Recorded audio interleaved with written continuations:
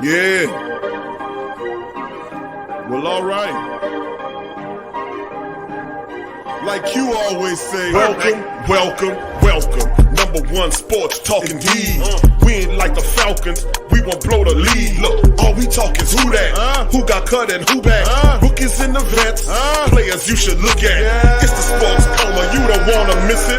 Got the pre-game, party, post-game statistics. Get a visit from Sway, maybe DC or 5. It's the hottest thing smoking, Big Q and the guys. Go to YouTube Live, make sure you subscribe. Interviews inside the Saints locker room high. Talk to Drew, Jordan, Zach, Peyton, New Orleans, who that nation. Best believe when I say we bleed gold and black. Ain't a miracle or rivalry could ever hold us back. No, Beastquake, Bounty-Gate, let the truth be told. It's the sports coma, all we know is say Super Bowl. Yeah. You're listening to the Sports Coma with Big Q and the guys on the PRO Media Network.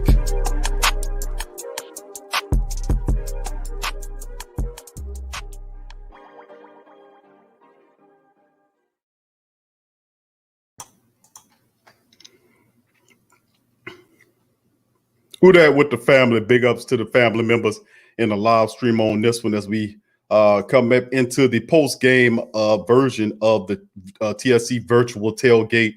What a game, my family. What a game. Big ups to the family members chiming in the live stream. Big ups to Yatara, GM Care, Brother Jamal, and the rest of the family members chiming in the live stream. Please smack upon the like button on this one. Man, what can I tell you? T Dirty, what up, fam? Good to see you in the chat as well as the beautiful black and gold family members in the live stream, man. Man, what a game, man. What a game. What can I mean, it's just, I don't know what to say about it, man. We won it. I mean, that's the positive thing is we won the game. But, oh, man, I mean, it wasn't exactly a good, it was an entertaining game. I keep it real. It was very entertaining. But, man, we should not be struggling with, and I'm not disrespecting the Chargers, but this is a team with a rookie quarterback, a first-year quarterback. You know, they're dealing with injuries all along the offensive line. Oh, I mean, I just 5 weeks in, and we're still sputtering along. And I just think we need to be able to. And that's a good term, Tyra. We got to finish stronger than what we're doing. Went into overtime with this team. And it's the secondary at times, they just look so lost. How could you give up that wide open touchdown play? PJ Williams looks awful. He was playing safety. He's always lost. Marcus Williams, he looks lost. Marshawn had a tough game, but he was able to fight back in this one. But anyway, I mean, I'm gonna save my little conclusions and everything toward the end of the show. But big ups to the rest of the family members in the live stream. Big ups to Tyre. Big ups, very good to see you. GM Kev in the building as well. Brother Tramal, I see you as well. T Dirty in the building. Big ups to my dog T Dirty. Darrell Freeman. Big ups to you, Darrell. Cheryl, what up, baby? Who that to you, Cheryl? Good to see you in the chat. Ferg 318, what up, fam? Good to see you as well. Brother Gundam is in the building. Travis 504, what's going on, fam? So everyone is doing well because the Saints going to kill someone playing like this. I mean, come on. Last Saint in the building say this team sucks. The Saints team sucks. I was on the Saints podcast and fans called me a troll. A bunch of, yeah, I get you, bro. I understand. Not everybody got the great think tank mentality. I was telling everybody that, man. Not everybody has that mentality. They are fans. You said yourself, last Saint. He said the Saints podcast and fans called me a troll because you dared to have an independent thought different from the group dynamic or what they would consider group think. So if you don't buy into the dynamic of the group, then you're expound or you're called a troll. You're insulted because you dare to gather independent thought. How about that? That's why this is called the Great Saint Think Tank and not the Great Saint Fan Tank. We supposed to think and use our brains around here. But big ups to you. You more than welcome here. You will not be ridiculed in this chat. I guarantee you that. King Creole the first. Who that to your family? Good to see you, brother Caution. Who that to you as well. Big ups to your family as well. And big ups to the rest of the Black Gold family. Darrell says, I had a bad car accident this morning, finally still yelling who that. Thank you, Darrell. And I'm sorry to hear that you had a car accident, but I'm happy to hear that you are well and that you are okay, my friend. So welcome to the live stream, and I'm sorry to hear that, but hopefully you get a brand new car. See, some kind of way, sometimes the universe takes something away and give us something else. Big ups to you. Brother Teal. What's up, Teal? My dog Teal in the building. Big ups to you. J-Rock, what up, fam? He said we got away with one, man. Yeah, we snuck. We definitely feel like a burglar in the jewelry store on this one. You know what I'm saying? And I was looking at the field. You definitely feel like a burglar in the jewelry store. You know what I'm saying? You got out just before the police pull up and start looking at it and running around the building. You definitely feel like a burglar in the jewelry store, and you just got away with one on this one. All right, Gosh said P-Rob let us down so damn. I mean, this is nothing new to me, you know, about the family members. Collide in Georgia says, who that everybody, nice night for a win. A win's a win, family, regardless of how. Listen, wasn't a boring game at all. It was down to the wire, went in overtime. Saints made a good stop. Wasn't exactly the kind of groundbreaking, dominating win that you would like, but it was a win nonetheless. Crass is not impressed at all. I'll take the win, but the same team has a lot of work to do. That is my sentiment exactly. Iceman said this was not a crisp win. Nola East, what up, fam? Says secondary is burnt. Thank you, fam. Welcome into the live stream as well, my brother. Big ups to you. John Thompson, who that to you, John? Could you see? He says, did you see Marcus Williams trying not to tell? I told y'all. I told you guys about this. You know, I sit up here and people sit up here and say, Q, lay off Marcus Williams. He's a ball hawk.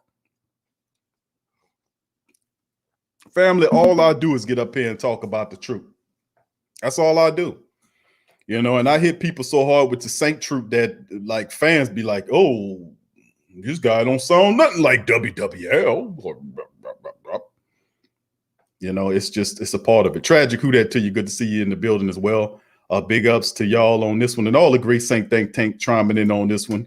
And a lot of the family members. And look, family, we're going to be with you for a little bit in this one. And of course, like I do Tuesday, Mondays usually throws us off, but Tuesdays we'll have a fuller recap show. Of course, TSC Q&A live is tomorrow at 6.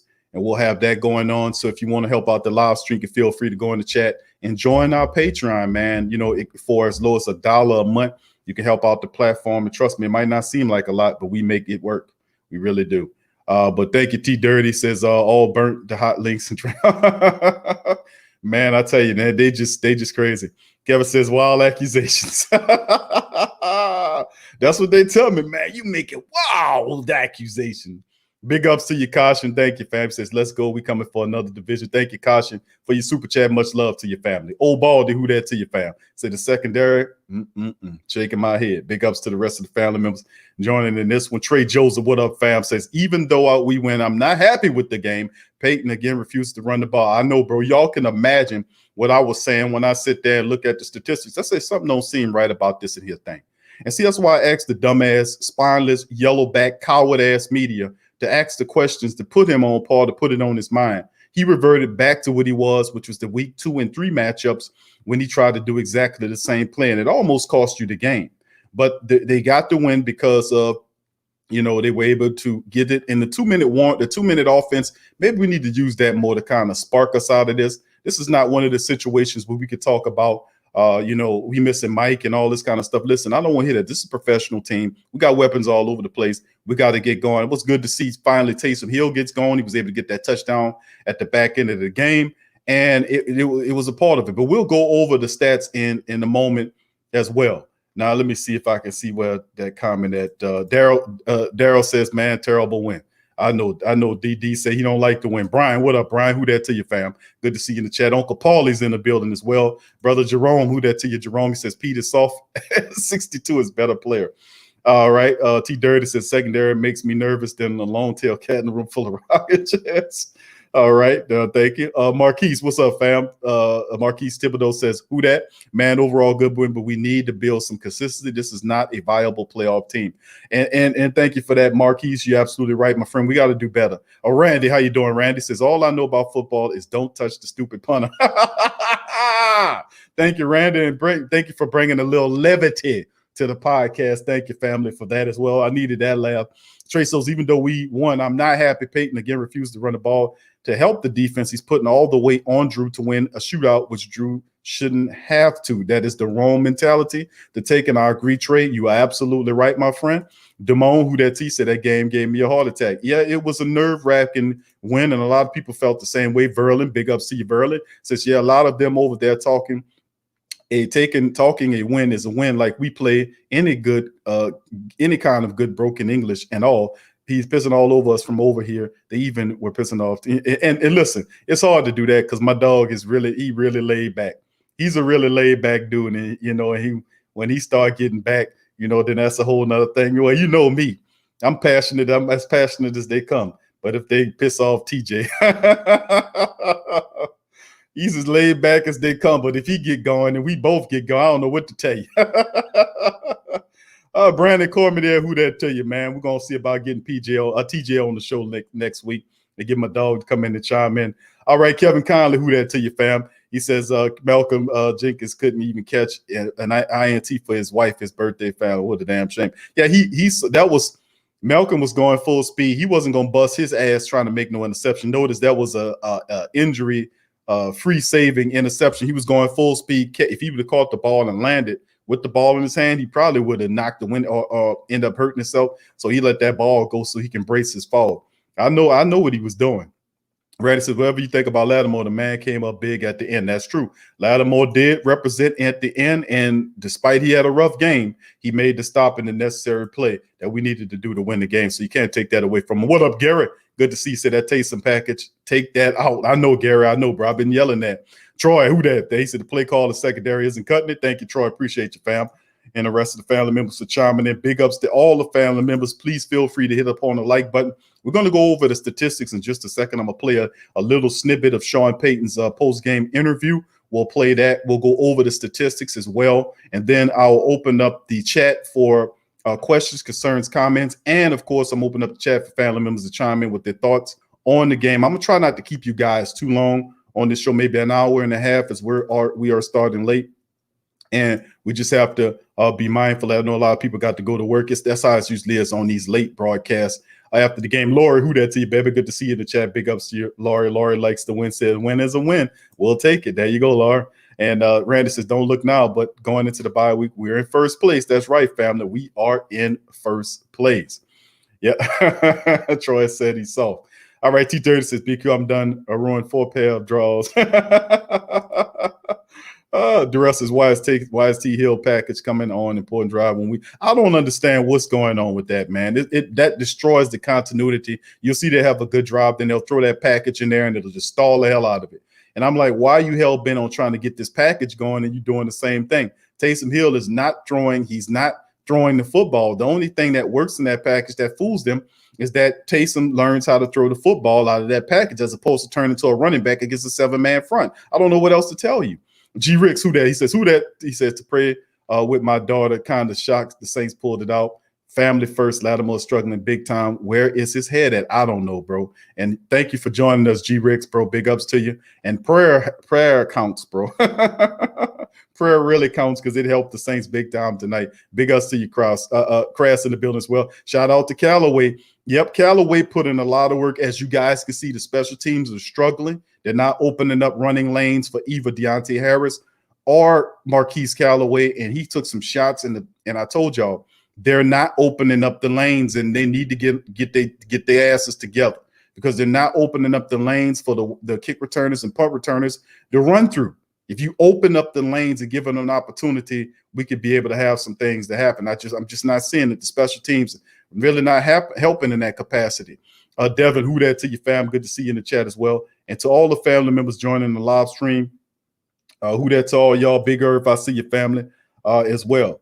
So DJ, I see your fam. Big ups to you, DJ, as well. He says, shout to Real Lutz. That's right, Real Lutz, whatever, to make the play necessary. Brewman, what up, fam? Said Davenport and Henderson made me proud. Yeah, Davenport came in there, showed up, bro, put some pressure on him. He was really putting some pressure on him. And Trey Henderson stepped up. And if we can get all three of those guys, Hendrickson and Davenport and Cam, on the same page, I think we'll be all right.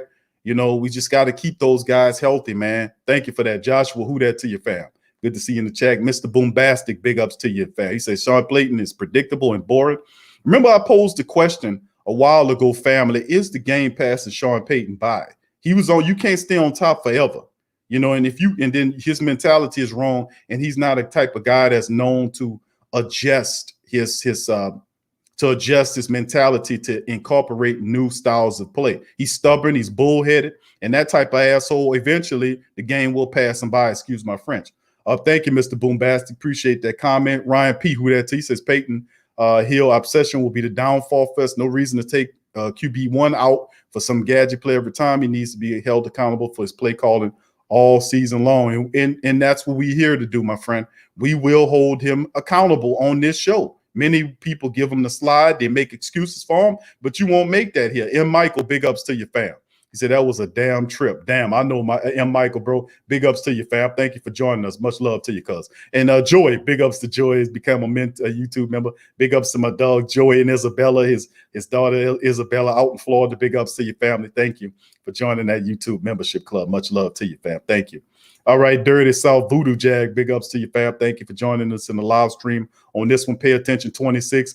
Big ups to you as well. And the rest of the family members, welcome to the live stream on this one. And I appreciate you guys staying up with me late for this show. And as we said, we're going to keep on them. All right, now the first thing I like to do is I like to play a little bit of Coach Sean Payton's interview just for the family members. Not much of it, but let's hear what Coach Payton said. Then we're going to then move over into the individual statistics and look at exactly what happened during the game. And why, as a team, and why do we look like what we look like? We'll make sense of it using the statistics. Who that to you, Sydney? Good to see Sydney in the building as well. Big ups to your family. Thank you for joining us on the live stream. Big ups to you as well for our family. Big ups to you. All right. So without further ado, family, we'll get into it. We'll spin Coach Payton. This is Payton talking about what happened tonight. Y'all let me know if y'all can hear it. Hold on here. Let me see if I can. I might have to share it with y'all here. I forgot to do that. Hold on here. All right, here we go. Talk about the slow start. Seemed like y'all lacked energy a little bit tonight. Am I making a bad assumption there? Yeah, look, I didn't feel like it was energy. We were awful on third down. We really couldn't get into a rhythm. It's something that we've got to be better at really in all three phases. Overall penalties weren't too bad, but in the kicking game, we had 3 of them that were critical. I'm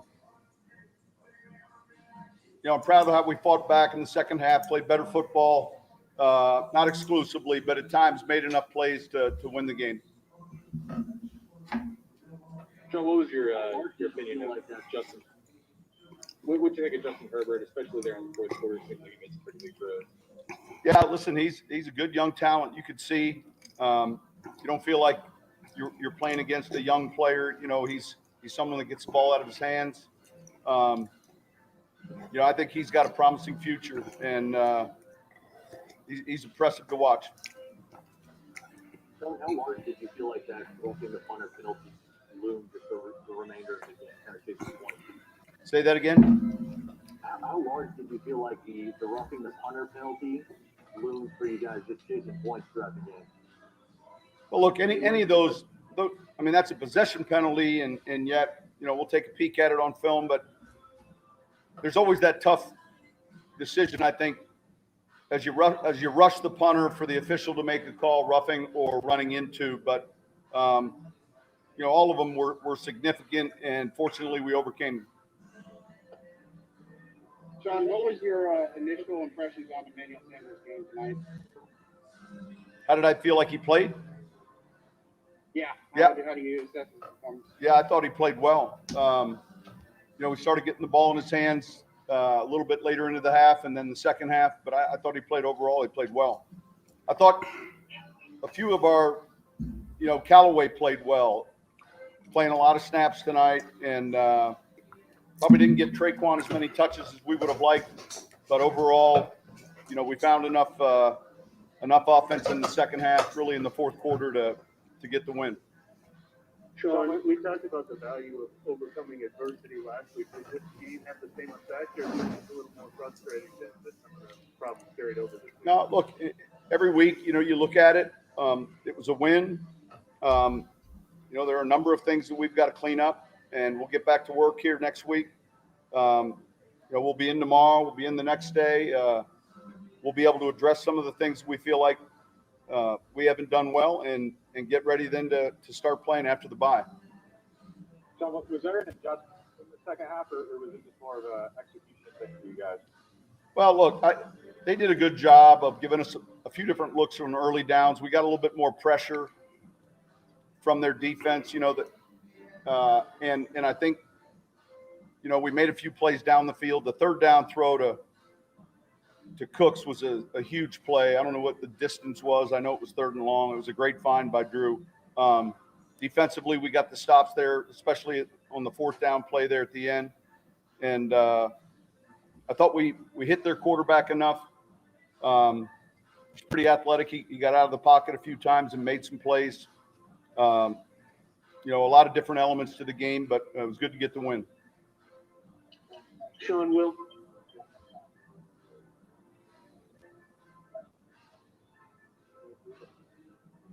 Go ahead. Oh, Sean, will Michael Thomas' suspension just be one game, and how would you characterize that? Yeah, I'll keep you posted. That's something we'll discuss, and we'll let you know at the time when the time is right. Did his absence alter the way you? I want to talk about the players that played tonight. Casey's versatility, does it make that? How do you want to talk about the players that played tonight, Good play. man? What are they supposed to ask you Kind about? of a run pass option. They covered it fairly well, and yet when they do that, there's the numbers. Then you have that one extra player relative to the quarterback that can carry it. That was a good way to finish that drive. Sean, did you go down the sideline on that last drive, next to the last drive? Pardon? I was asking, what did you see on that reception by Alvin Kamara on that next to the last drive of regulation? It's a pretty big play. It's kind of a little choice route pump. It was a good play over his head. He kind of hit the target a little bit on the defender. The kick return in overtime was a big play. It brought us out across the 30 and gave us a little momentum. Last question. Coverage questions. Is that just guys having their eyes in the wrong places? Is that something you guys can fix there? The one was a big play that we got to clean up, and it's kind of a post spear. We got to get on top of one, and it's something we'll be able to clean up, and it's something that we have to. Like I said, there are a few things offensively and defensively that have, I don't want to say plagued us, but we haven't been as good at in the first quarter pole of the season. We've got to improve on those areas. One last question. Sean, when you're coming up deadline and going into a bye week, is it ever harder as a coach to impress upon to the players the things that need to be cleaned up? Win, mask some of the problems that you see in film? No, we try not to let it either way, a win or a loss. The film is important for us to make the corrections and teach from, and that's really the essence of what we do in the beginning of the week is making the corrections. We talk about that race to improve and to get better. We're in that race. All right. Thank you. That's Peyton talking mess as usual. And listen, Saints were able to get the win 30-27. Coach Peyton. He'll watch the film tomorrow and come back with probably a press conference of some sort. But the reality at the end of the day, let's look at the statistics to give us an indicator of what happened in this game. We'll start with the team stats, then move into the individual stats. I'll give some breakdown, and after that, we'll open up the chat for communications from the family members. 100+ people in the chat. Please hit the like button. Only 34 likes. Please, let's get the likes up to at least 100.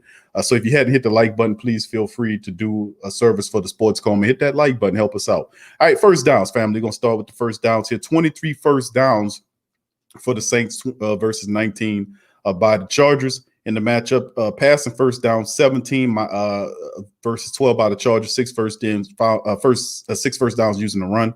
Third down, Saints were 5 of 15 from third down, 8 of 17. That's almost 50% for the Chargers. Saints have to improve upon third downs. 5 of 15 is not a good number. The total plays, Saints had 75 total plays against this team versus 69 by the Chargers, 350 total yards, 408 by the Saints. And then you look at drives. Chargers had one more drive than the Saints. Saints averaged almost 5.5 yards per play versus 5 yards by the Chargers. Passing yards, 239 for the Chargers versus 313 by Drew. Rushing attack, Saints had 95 yards. They averaged just under 4 yards a rush in the matchup. Penalties. Well, you look at the sacks and whatnot. 3 sacks for Chargers, 2 12, 2 on the Saints, 2 for 12 on the Saints. 3 sacks against the Chargers. What they're saying, rushing attempts 32 by the Chargers, 3.5 per rush. Red zone 3 for 3. Saints with 2 of 3 penalties. 1 penalty for the Chargers the entire game. That is suspect as hell. There were 12 penalties that I literally seen. That I seen the Chargers do. There were several holding penalties where players were visibly being held. There were 2 really suspect quarterback hits that happened upon Drew Brees. There were also several different pass interference penalties that weren't called. They gave the Chargers 1 damn penalty this entire game. They gave the Saints 5 for 60. Turnovers 1. As you know, that was the interception that was thrown by Drew Brees. Time of possession, the Saints 35-1 versus 30-42 by the Chargers. The difference is Saints did not commit and stick to the run. Let's get individual. You look at the individual statistics. Drew Brees, 33 of 47, 325. He averaged about almost 7 yards a throw, a touchdown, an interception trying to force the ball. He was sacked twice in the game. Rating is 87.6 in the matchup. You look at the Saints rushing attack. Alvin Kamara carried the ball 11 times for 45 yards. Look at Latavius Murray. We asked the question, Q, what is Sean Payton going to do? Is Sean Payton going to go back to the run like he had against the Detroit Lions, or he was going to go back to who he is? This is, and I keep telling y'all, the true identity. He does not have the discipline to stick to a heavy base run attack. Look at the statistics. He had 48 goddamn passing attempts in this game. 48. Drew Brees had 47 pass attempts in the game. Taysom tried one as well. So 48 pass attempts by Sean Payton, the game after the 40-plus rush attempt game. And what did he give you? 25 rushes versus 48 passes. This dude almost had 50 goddamn pass attempts. Listen, it's a win. I get you on that. But you almost lost this game because he couldn't stick to the run. And what was the run? 25 carries, 25 attempts, 95 yards, average just under 4 yards an attempt. They had 2 rushing touchdowns using the run. Of course, Drew stuck the ball in there, but they didn't stop. Latavius was averaging 4.3 yards per carry. Kamara was 4.1. They got away from the running attack. They throw the ball a shitload of times in this one, and he almost lost because the offense is not there. Emmanuel Sanders had a pretty good game, 12 catches on 14 targets, 122 yards. No touchdowns, averaged 10 yards per catch. Big game for him. Alvin Kamara got going as he usually does, 8 catches for 74 yards. Jared Cook caught 2 for 52, and he had a touchdown off of 3 targets. Marquez Callaway, big shout out to the undrafted rookie. He was thrown at 6 times, 4 catches, 34 yards, 8.5. This young kid is really something else. And then the rest of the guys, 2 catches from Latavius. Fowler was thrown at 6 times. He caught just 2 of the 6 balls that was thrown at him. Traquan Smith, 2 catches, 8 yards off of 3 targets. He wasn't thrown at that much. You know, so the focus was thrown mostly at Emmanuel Sanders and, of course, Alvin Kamara. You know, that's where he was pinpointing his throws and forcing them to. There should not be a situation where Drew Brees, who's 41, throws the ball 47 times.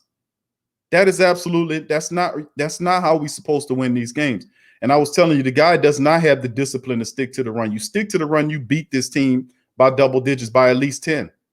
Because you eat off the clock, you eat the clock up, and instead of having 33 or whatever the time of possession would, it'll turn into what it was against Detroit. And like we said, the statistics about the Saints having 30-plus carries a game, 95% of the time they win. This was a really close game, man. That could have went the opposite way. Cam Jordan, he led the game with tackles, 10 tackles. They gave him a half a sack on that sack. Demario Davis also had 10. He was tired. Marshawn Lattimore had 6. Alex Anzalone, 6. Sheldon Rankins finally got his sack in there. 5 tackles on the game. Jenkins had 5 tackles on the game. Then you had 4 from Brown. Shai Tuttle had 3. Zach Bowen played. He had 3 tackles in the matchup, and then so on and so forth. And then sacks from Trey Hendrickson, who got a sack and a half. He leads the team. Half a sack for Cam, sack for Sheldon Rankins, in the matchup. So 3 sacks for the Saints defense, no interceptions, no forced turnovers that they forced interceptions or fumbles off of the Chargers. 3 for 3, Will Lutz was in the building. Thank goodness for Will Lutz. Thank goodness for Will Lutz. Tommy Morstead got back on code. 6 kicks. He had 281, averaging 47 yards per kick.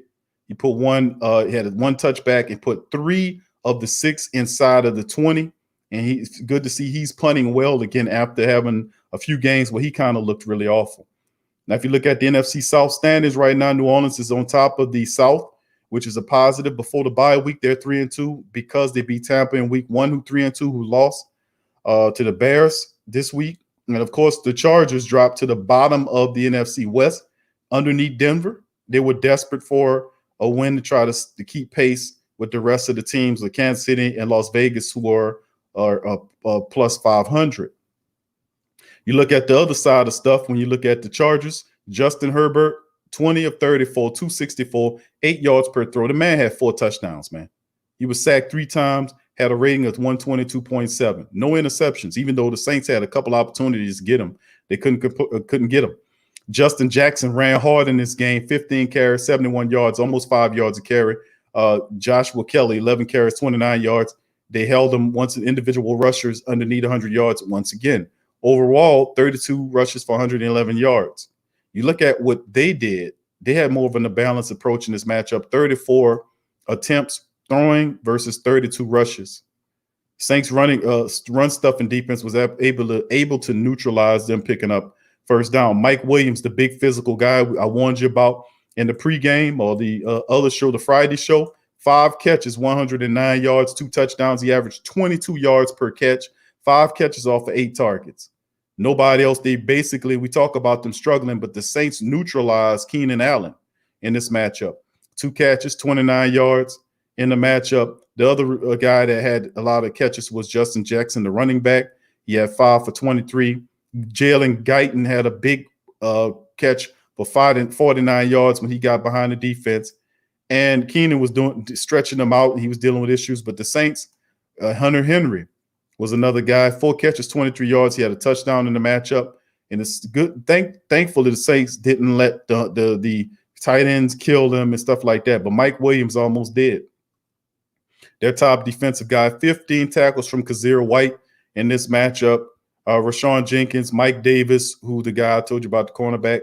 And then Kent Murray had 5 tackles in the matchup and 1 pass defense.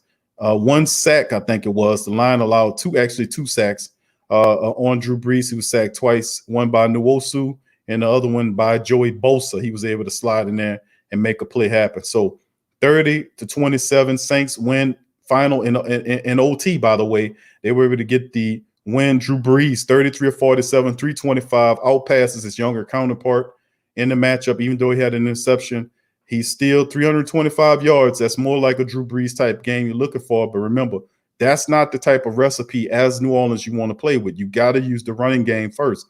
And we would have beat this team a lot stiffer because we'd have stole possessions away from them, and we wouldn't have to go into overtime with this team. 30-27. Saints still struggling to get the offense together. And then we go into a bye week, come out against Carolina. What will be the outtake? Sean Payton has no discipline to stick to the run. 40-something carries. 45, was it? Or 42, whatever it was last game against Detroit. This game, 25. And 48 pass attempts. Really, it's what it is. 30-27 in the matchup. So that's the statistics, family, as we go into this. And like I said, man, I don't know pretty much, what much to say about it. But the reality at the end of the day is, man, what can I tell you? The Saints get the win, family. The Saints get the win, bottom line. So big ups to the rest of the family members in the live stream. I think I seen a super chat pop up there. Give me a second. I'm gonna get a family member who sent the super chat a big shout out as well. Hold on. I'm sorry, family. Let me see whoever sent that super chat. Big ups to you. I won't put you on screen. There you go, Jarvis. Who that to you, Jarvis? Thank you for your super chat. It says, Q, I told you we were going to throw the ball 40 plus times. Our O-line got 0 push. They look better with Eason at left guard. And yes, Eason was out there. They did sit down Ruiz. They bench Ruiz, which is that's a whole nother set of questions that I'm gonna ask during this bye week about personnel that the Saints drafted. They're getting 0 contribution from. Adam Troutman, 0 contribution. Zach Bourne did have 3 tackles. Some of that was mostly special team work. And what about this first round draft pick offensive lineman that you spent the 24th overall pick on that you had to run Larry Warford out of here for? This guy was benched for Nick Easton. That's a first round draft pick, but we didn't draft him to not play him. Yeah, get the hell out of here. But the reality is what it is, man. We get to win. And now we get to the point where I'm going to put the link in the chat for the family members so they can chime in and get on the show. And please remember, family, I'm expecting a couple of people to pop in. So we're going to be mindful of the family members around us. So we're going to put the link. The link is in the chat to pop in. Remember, this is not the call-in show. You hit the link and you get in here, and that helps out. So please hit the like button. It's well over 100 that's in there in the live stream. Please feel free to hit the like button. It helps out the live stream. Plus, it's free. Big ups to the rest of the family members popping in on this one. Big ups to you, Sean C. I see you, fam. Good to see you in the chat as well. Big ups to you, my dog. Good to see you in the stream. Big ups to Javier as well. Says, Coach likes to ruin the momentum. Saints get along. Yeah, what the hell is the Taysom Hill package doing but killing the momentum of the team? And I think we can all agree that Marcus Williams is awful, man. I think we can all agree upon that. So I'll give you a big shout out on that. Thank you for that statement. He just looks confused. Verlin says, Q, you said yourself the refs ain't going to help us. No, they're not. They're not going to help you. And boy, are they atrocious, man. Let me tell you that. But we're going to bring in the Iceman, man, and see what the Iceman got to say about this. You know, the Iceman, he might be hot. Let's bring the Iceman. Iceman, what's going on, fam? How you doing? Yo, hello. Can y'all hear me? I can hear you fine, my brother. How you doing tonight? Oh man, I'm doing good. I'm actually quite reserved right now, but man, look, man, a win. You know what I'm saying? We got the win, man. But I'm one of the people where if I'm going to talk about like the bad, I'm going to talk about it when we lose and when we win. You know what I'm saying? Straight up. And tonight was just more of the same. I mean, I didn't see anything that put my mind at ease about this Saints being a Super Bowl team. Now, I mean, I have legitimate concerns, Q. You know what I'm saying? You know, like what's going on with the defense? Like, I've been thinking about this a lot. Why can't the Saints ever have a quality defense? Like, why is it that every year we have the same questions? Every Saints fan has that moment where a quarterback runs outside the pocket and heaves it downfield, and we all do the same thing, bro. We hold our breath and we sit there like, man, this is not going to end good. And then what happens? It's the same movie over and over again. P.J. Williams getting beat deep, a pass interference, holding. I don't know, man. Like, I'm happy that we got the win. You know what I'm saying, and that helps us with the seeding, and you know what I'm saying, because that's going to be interesting how things shake out at the end of the season.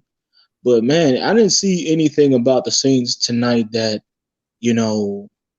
put my mind at ease about saying that we can like play good against the better teams. Because you shouldn't have been down to the Chargers, man. I'm serious about that, Q. There's no way this team should have been down 20-0. Nah, man. Yeah. You can't do that, man. Now imagine if that was the Chiefs. These are the level of competition that you need to be, going up against. I believe that the Saints are just as good as the Chiefs talent-wise. Like, I don't understand why we can't be performing as good as they are. Like, that's the teams that we need to look at, and man, I mean, could you imagine if you went down to any of these elite teams? It would have been embarrassing, man. And I left with more concerns than I had walking into the game, man. But I don't know, man. Something got to happen, man. Whether it's the coaches, I don't know if the defensive back coaches have gone stale. Their messages going stale. I don't know what's going on with Marshawn Lattimore, bro. You know, if you injured, man, don't play. You know what I'm saying? Don't play, because I don't want there to be any excuses. I want there to be no excuses, man. So if Marshawn, if you're not 100%, get on the sideline, man. I'd rather have him back 100%. But I don't know what's going on with him. I don't know if he's thinking too much. I don't know if he got something going on. If he reading his press clippings and think he's better than what he actually is. I don't know what's going on with this secondary. But Q, we didn't struggle with this secondary for too many years, man. I don't want to see another Beastquake. I don't want to see another Vernon Davis catch. I don't want to see another, Marcus Williams dragging a face mask in the playoffs and giving a team a chance in the red zone. I don't want to see that no more, bruh. For real. So I don't know if heads need to roll, but we don't have to wait till the bye week to do it. Get Aaron Glenn and Vanilla Allen up out of here, man. For real. And I mean that, Q. Get them both up out of here, man. You know, aren't they supposed to be secondary specialists? And they can't even get it right? But I ain't going to be going off on your show, man. Thanks for taking my call, Q. Well, I appreciate you chiming in there, Brother Iceman. And who that to you? Great points, my friend. Who that? Who that? That's the Iceman, man. Appreciate the Iceman chiming in. We got several other family members that's going to pop up in the live stream as well. We got Brother Jerry, followed by Brewman91 and Brother Daryl. Y'all brothers be patient. I got Brother Jerry coming in. Brother Jerry, how you doing, my friend? What's going on, Big Q? I'm hanging in there, brother. Good. It was one of them cataract game, one of them heart attack games, my friend. But we was able to hang in there and get it. Yes, it was, Big Q. Yes, it was, Big Q. But I gotta tell you, man. But I'm glad we got the win tonight. But I sure as hell ain't pleased with what I saw tonight. I'm not. Right. Because the defense played like hot ass out there, bruh. I'm being realistic, Big Q. Okay. They play like shit out there tonight. Mm-hmm. Especially that secondary. Now the front line, no problem. But that secondary, shredded. They got shredded out there, man. It's sad. It's sad, man, because how can you burn out that big 60-yard play to get a touchdown against Los Angeles Chargers? How can you do that, man? How? Yeah. That's ridiculous. Yep. And on another note, when it comes down to like 4th and short or 4th and inches, 1 or 2 or whatever, you're supposed to run the ball to keep the drive going. But why in the hell you want to punt when it comes to 3 and out? I mean, when you come down to that situation, why? Why? Instead of just running the ball, and I do this all the time. I run the ball and keep the drive going. They don't. I don't understand that. And another thing, I agree with what Iceman was just saying about Glenn and Allen. They need to get the hell out of New Orleans. It's time to change, bro. Because this defense is not going to get any better the way that secondary is playing right now. It's not going to get any better, bro. I'm just speaking the truth. Right. And like I said, I'm glad we got the bye. I mean, we got the win. And I'm glad we got this bye week so we can get everything back in order, because the next 10 games is not going to be easy for us. Because look who we got coming up. We got Carolina at home on the 25th. Then we got to go to Chicago on the 1st of November. Then we got to go to Tampa Bay on the 8th for Sunday Night Football. Then we got to come back home and face the 49ers and the Falcons at home. And we got to go to Denver and face the Broncos. And then we got to go to Atlanta and face Atlanta again. And then we got Philadelphia at their house. Then we got to come back home and face the Super Bowl champion Chiefs. And that's gonna probably be a tough game right there. And you got Minnesota on Christmas Day in 2021. You got to go to Carolina to finish off the season. It ain't gonna be easy, bro. Yeah, you make a great point as always, brother Jerry, and that's true, man. We got to definitely clean up this stuff here, man. And I Yeah. say we're Yes, making it, yes. we're making way too many issues like with forcing the pass. The pass is still not there yet, and we need to rely more on the running attack. I've been beating that block for I don't know how long, and I Yeah. think it's the key to everything. I think it's the key to Yes. helping the defense out. I was saying about bringing some more personnel in to help out. I mean, that falls on deaf ears. All we do is we go out and get great value, good players to come in, and they're not really helping. You know what I'm saying? Those guys sit know on what the you're saying, on the Big bench. Q. You know. I know about the great value in the original brand. I know exactly what you're talking about, man. I know exactly what you're talking about. Get one of them cheap knockouts. That's right. I mean, we need to get it together, though, brother Jerry. You're absolutely right, and you like a lot of what the great say think tank all feel the same way, man. Is that man? Listen, although we like the win, it was a win, but we shouldn't have struggled this toughly to dispatch this team with a rookie quarterback sitting on top of it. You got wide receivers running around wide open. We got guys still confused, and it's 5 weeks into the regular season. We still should not see this level of miscommunication on the field about what what you're supposed to do. So you are right. And Demi and the rest of the family members I'm noticing in the chat are saying basically the same thing, that we'll take the win. But man, listen, we have a lot of They work to agree do. with me too. They agree with me as Yes, well sir. too. Big Q. They agree with me all the way. They know. Yeah, know brother I'm Jerry, speaking you're truth. right. And also, dude, all these penalties coming out of nowhere, dude, we got to clean that shit up right now, because Right.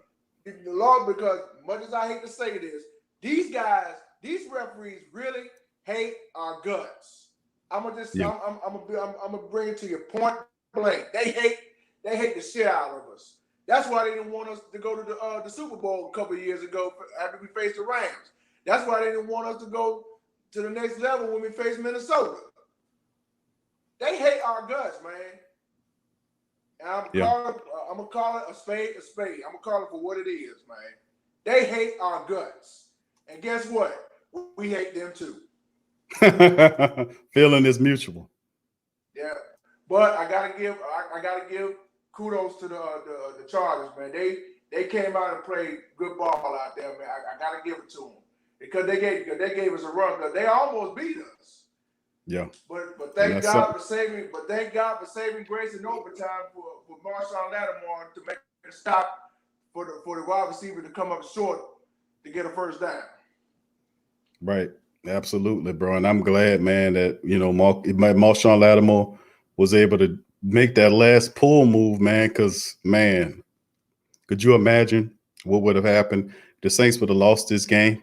The way they did, this would have been one of those situations. And I keep saying that we got the win, but wow, man, to say that we are prolific offense and we supposed to be a top 5 unit with all this, we are really not doing it the right way. That's why the flow of the game looked like that.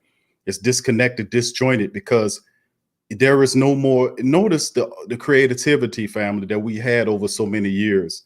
They've caught up to that. You can no longer run the Taysom Hill plays and the screens and stuff that you customarily would do to gain success. They know about that. They've followed that. They've caught up on that. So, that's why I'm constantly challenging the mentality of the head coach, because he's the play caller. He's the one that has to understand that you have to then bring different type of, you're going to have to rely on a rushing attack to move the team forward. You can't expect a 41-year-old quarterback to sling the ball 47 times in a game like tonight and only rush 25 times when you have 2 running backs that's averaging over almost 4.5 yards per carry in the night. I mean, I just can't get these guys to understand that, bro. I agree with what you're saying, Big Q. I agree with you 100%, bro. But I'm glad I came on to drop some knowledge on what I saw tonight, man. And now we're in the bye week. Hopefully we get everything back in order. So because we got 13, I would say now it's Tuesday now, so it's 12 days to go now. to get everything back to where we need to be. Right. Yeah, that's true. We got time now, man, to be able to figure it out, bro. And we definitely need to do that, man. But Brother Jerry, I thank you once again, bro. Thank you for your support, man, and always being there and showing some support, my man. Much love to you, bro. Thank you for your great commentary tonight. And who that to you, my friend? Same to you, Big Q. Who that? Who that, my brother? You too, my brother. Peace. That's Brother Jerry chiming in. Much love to Brother Jerry and the rest of the family members. We got Brother Daryl Hatcher and then Big Irv coming up. Here we go. Big Daryl, what's up, brother?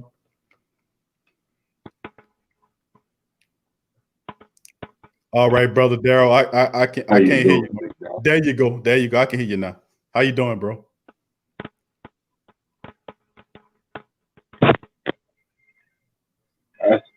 I say, how you doing, Big Dog? I hear you, bro. I got you. We got a slight delay from you, but I can hear you. I can hear you good. What you thought about the win tonight, bro? Bro, we look trash. I thought it was trash. I thought it was. I'm not gonna say it's trash because we still fought back and won. You know, but I didn't. That wasn't Saints football. That wasn't Saints football, but I thought that we could have did a whole lot better converting on third downs. We let a whole lot of plays get out the way, bro. Yeah. I think we could have executed more, bro. Yeah. But overall, bro, I'm satisfied with the win. Well, I'm not gonna lie to you, I'm not, bro. I feel like we should have run the ball more, bro. We should have ran the ball more. There's a whole lot of times when I thought that they chose to pass the ball, like on the third down in the Camaro. I felt like Murray should have been in there. You know, it was a sloppy win, bro, but I'm happy for the win, but I'm not convinced at all. Yeah. Yeah. Daryl, I'm with you on that, bro. I agree, man. It was too much going on, bro. I mean, oh man. I mean, they were playing off. They were playing 5 and 10 yards back. I mean, they were covering up the passing lanes and we forcing the ball in between the pass. I'm surprised we have more picks than that. I'm like, listen, when they're doing that, that's a supreme opportunity to go to the run. I mean, there are opportunities to run the ball when those guys are doing that because the Chargers, like many teams, see the Saints as a pass first team. We could take advantage of that, bro, by starting to run the ball. If we run the ball, that'll force them to come down so we can throw it over their heads. Yes. Yes. Yes, sir. I agree 100%. Man. It wasn't a well executed play calling game by Sean Payton. There's a whole lot of things we could have did. But I'm gonna tell you this, Q. We won a game, we came back. We won the turnover. Bro. There was no way we should. I look at the play from Patrick Robinson as a turnover because that was a blown cover. That should not have happened.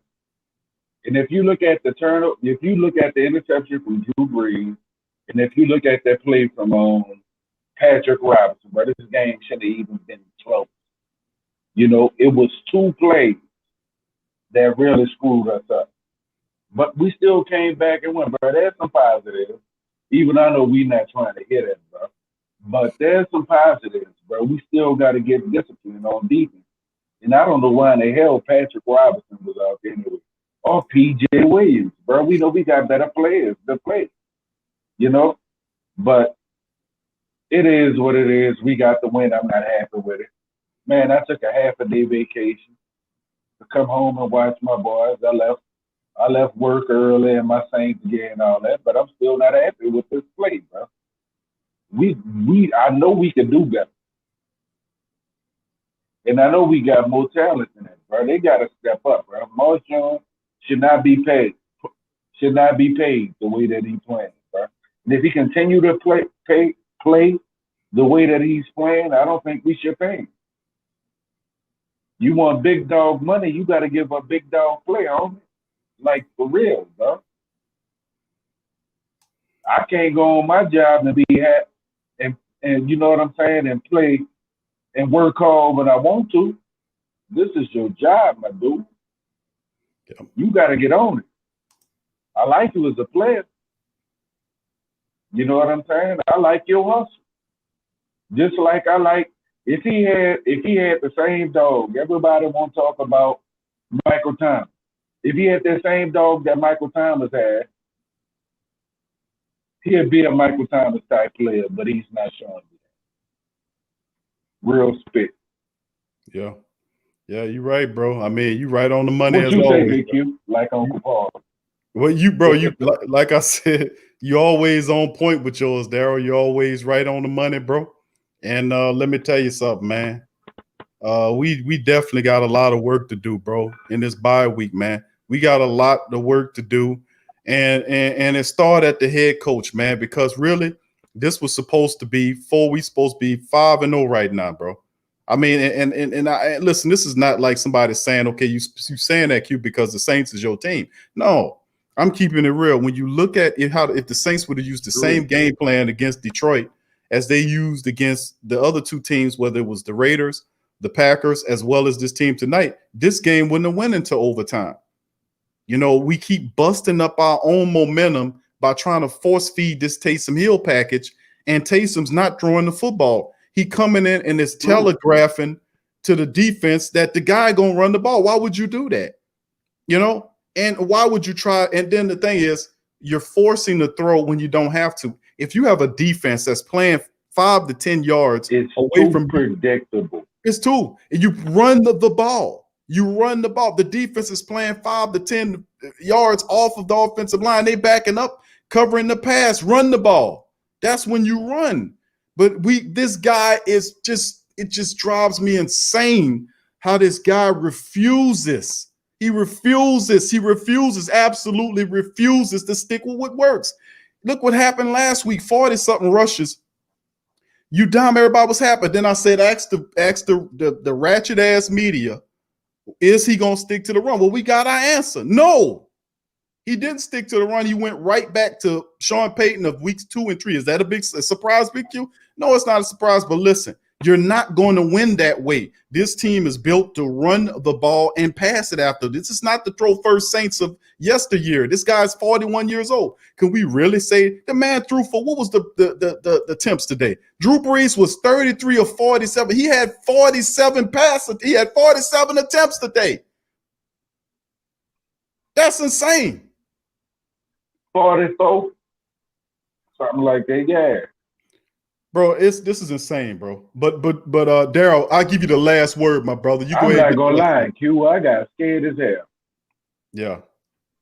I got scared as hell, bro. Hey, bro. It's who that. Let's not get discouraged, because I'm gonna be honest, bro. I've been seeing growth on the offense and defense each week. You know what I'm saying? I'm just going to hope that we continue to grow on offense and defense. Mm-hmm. That's about it, man. I think we're going to get better. I know we could get better, but run the ball. You know I was about to do it. Run the freaking ball, man. We got it. They say we got like the best our O-line is better at pass blocking and run blocking with you. Yeah. Yeah, we run block better. Let's run the doggone ball, man. I don't give a damn if it's a third or seventh. If it's 4th down territory, why not run the ball? You got monsters. You got maulers on the O-line. Come on now. Let's do it, dog. Yeah, you're right. But family, right. Love y'all. Who that, bro? Thank you, Daryl. Appreciate you, my brother. Who that to you? Thank you for your support, my man. And who that to you, bro? Be safe out there, bro.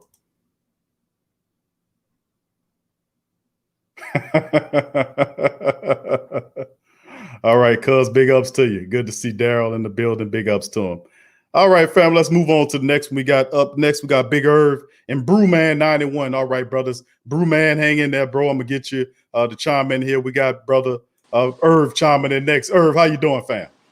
What's up, Q? How you been, baby? Doing good, my brother. How you feeling? Real good, man. First, I want to give shout out to Trey Hicks, man. He been carrying this defense, man. He looked like the Joey Bosa tonight. You know what I'm saying? We talked about all the defensive players that was having a good camp. I mean, we didn't even mention Trey Hicks, during the summer. We was talking about getting Clowney. I'm kind of wondering how the defense looking like. What would we be right now without Trey Henderson? He got 4.5 sacks. Cam Jordan been missing. Davenport been missing. The inside rush, it's been good. It's been up and down with Brown and Roach and Rankins and Anamata. But, man, Trey Henderson, I mean, he's carrying the defense right now. He's making plays. He's getting sacks. I mean, he's even causing fumbles. You know what I'm saying? He's doing a lot of work from a guy we didn't even expect. Now we got the rest of the defense going to sleep. I think Malcolm Jenkins had money on this game tonight. He missed the easy sack. He had a man. Come on, man. He missed a sack. I'm trying to forget that interception in the hands. I mean, what we paid you for? Jamal Adams not missing that, man. Derwin James not missing that. The good safeties are probably catching that and bringing that back to the house. You know what I'm saying? He dribbling the ball. He must have was watching the Lakers game because he ain't trying to catch that up. Man. You know what I'm saying? We got so many mistakes happening right now. I think the team, I mean, we're going to make the playoffs, especially with 7 teams making it. But, man, Q, I just don't think we're Super Bowl ready. And I think looking back at it, I think we should have kept Teddy B another season. I think we should have handed the reins over because we stuck on this 2009, 2006 Sean Payton, Drew Brees offense. And like you were saying earlier, teams done caught up with that, man. They done caught up with that. We've been running it so long. Everybody know what's coming. Everybody know what's coming, man. We've been in the same offense for over 14 seasons now. Same old coordinator, same quarterback, same head coach. So we got to do some changes, man. I know they brought in the Taysom Hill package, but that's still. He don't want to throw the ball. Traquan Hill was open at the bottom. He got like a one route read. If it's not there, he pulling it down and running with it. So you're hurting the offense, bringing him. I don't care if he scored tonight. He was hurting the offense. And especially when you had Kamara and Murray going off, they was getting 4 yards a carry. You bring in Taysom Hill. He's struggling to get a yard. It's just wasting downs, taking the ball out of Drew Brees' hands.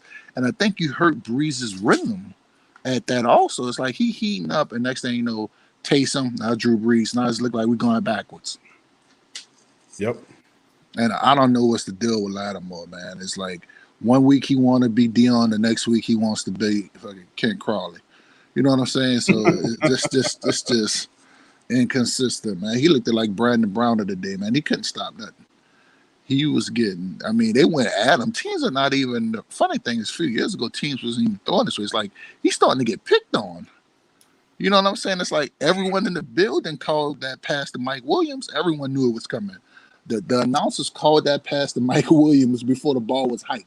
So that's telling me you're getting picked on. People know you're not playing hard. We're going to throw your way. We're going to just throw the ball up in your directions. You don't want to be that corner. You don't want to be the corner. Team's like, hell, it's Laddie Daddy. Let's just go right at him. It's going to either be a catch or a pass interference. We got to get that fixed, man. And the play calling on defense and offense got to improve. It got to improve, man. Yeah, Irv, you on the money, bro. It's funny, man. You watching with Marshawn, and I think to myself, is he still ailing? He was dealing with that hamstring issue. He missed last week's action, but I think that's still affecting him to a degree because he didn't look any way kind of way himself. And I have to say, okay, listen, every now and he'll give up a few here or there, but to see what happened in the game like that, I was like, I don't know. I think he might still be ailing from that hamstring issue. You don't get over that in one game. So I think that was a part of the problem with Laddie Daddy and everywhere else, bro. In the secondary, Malcolm Jenkins was doing what he can do. Marcus Williams at time, he got burnt by the tight end across in the back of the end zone for a score. I mean, at the time, that was actually Keenan Allen burnt him for a touchdown. Yeah, I think it was Mario Davis that got beat by the tight end, Hunter Henry. But it was Keenan Allen that got the touchdown in the end zone. He ran right across Marcus Williams, who was late to cover him, and got a score there. And it's just, like I've said, man, his numbers, and I documented this on TSC Q&A, our Tuesday Patreon show, is that his numbers are progressing. I mean, his numbers are regressing from the 70-something odd tackles he had first year. His numbers are dropping each year. So I'm going to see what he looks like coming into this season. But listen, Mark, this has been, we're a month, actually a full month, and we're actually 5 weeks now into the regular season. And I've not seen a significant improvement in Marcus Williams' play. But really, I can say that about as a unit, the secondary of the team. And until they each get healthy and be on the field at the same time, I think we're going to continue to kind of have issues because they're not communicating, man. They're really not. When guys are running free like that, those are communication breakdowns. And we got to we got to do better than that, man. We really do. And the thing about it, when they come off the field, I don't see no defensive back coach. I don't see Sean Payton, anyone walking up to these guys, getting in their face, letting them even know that they messed up. Patrick Roberts just came to the sideline and took a seat, and no one told him nothing. It was just like, okay, that it is what it is, I guess. No, I don't think the secondary is holding itself accountable for the mistakes they make, and I'm sure once they look in the film room, they're talking about it. But it seemed like just during the game when they get beat, everyone just looks around, put their hands up, and it's like, all right, you're putting too much pressure on our offense. I know we're struggling. We had a rookie quarterback today that we should have really took advantage of. He threw probably 3 passes that should have been picked, or at least batted down. 2 was caught, and Malcolm Jenkins dropped one. It's like, man, we got to do better as a team, man. I'm just, like I said, it's just unfortunate. Like I said, we probably going to go 10-6, 11-5, even 9-7. We're going to either win the division, but I can't see us beating any team in the first round. If it come down to, like, we might have to play a sad team like Dallas or whoever coming out the NFC East.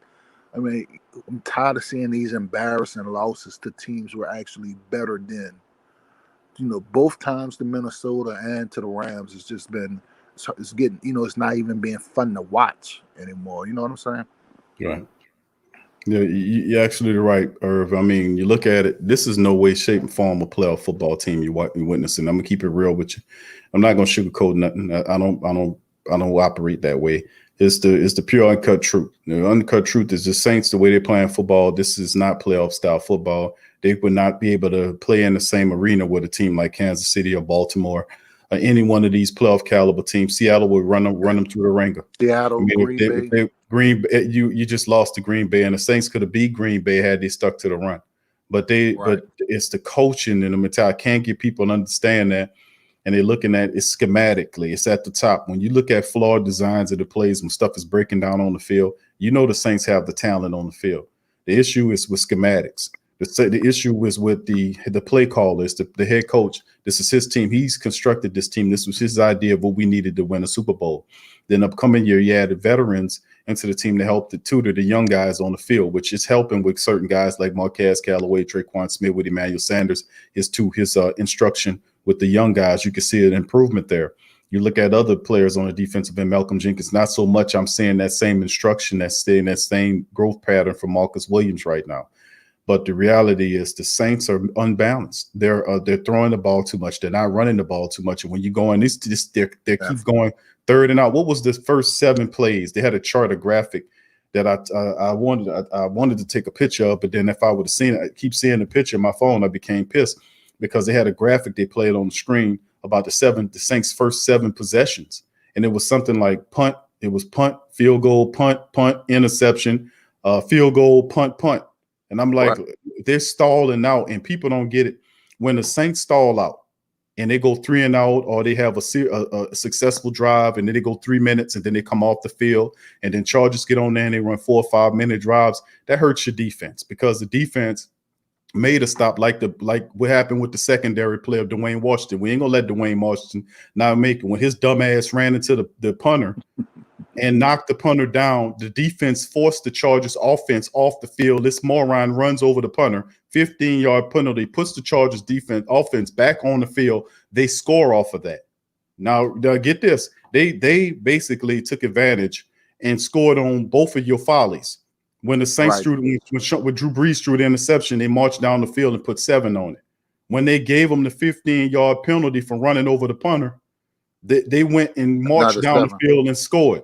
So instead of being a 0 point in movement off the field, that directly impacts the game. You get off the field, put your offense back on, they march, maybe they get a touchdown, maybe they get a field goal, but it wouldn't have been that fast for the Chargers to get back on. But what that did was that put your defense back on the field for another 3-minute drive, and they just got them. It was part of a 2 or 3 minute drive, so that was 6-some odd minutes of possession that the offense was on the field. See, that's bad because that impacts the defense because they're tired. So they start missing tackles, they start miscommunicating, they start breaking down, and that's what happened with tired teams. So a lot of this is in part a lot of stupid ass decisions and bad plays on the field as well, where you should know better to run over the punter. You should know better to do that. And it's just we get the win. But this was was it just more so a lucky win than anything? Because you made a stop at the end, but the Chargers were marching the score, and like we said, the referee's not going to help. They charged the one penalty on the Chargers the entire game, like they played a flawless game. That was bullshit. Right. The Chargers was holding. They was holding Marcus Davenport around his neck. They had a few face mask calls they could have called in the game. Goddamn linebacker pulled Taysom Hill down by the face mask, ripped him down, no call on it. So I'm like, Brees got hit in the head too, and it was a no call. No call on that. It was roughing up passer. It was also several other plays involved with Davenport and Trey Hendrickson where they were visibly grabbed and prevented from getting to the quarterback. No calls, one penalty against the Chargers all game. And I document that and say that. And you say, well, Q, you the one say that you can't count on the referees. No, you can't. And that's more proof that you can't.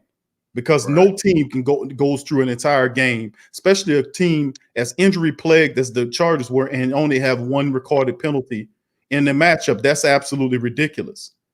But the reality outside is that we cannot then compound miscues by doing stupid ass stuff like running over the punter or doing foolish stuff like pass interference and dropping interceptions, dropping regular passes, not blocking, whiffing on blocks, not doing what we're supposed to do, and terrible play calling. Like when Sean Payton was on the goal line and he hands the ball off to the fullback, and it wasn't a direct run up the center of the line. It was a angled run where the fullback was following Latavius Murray. What the hell was that?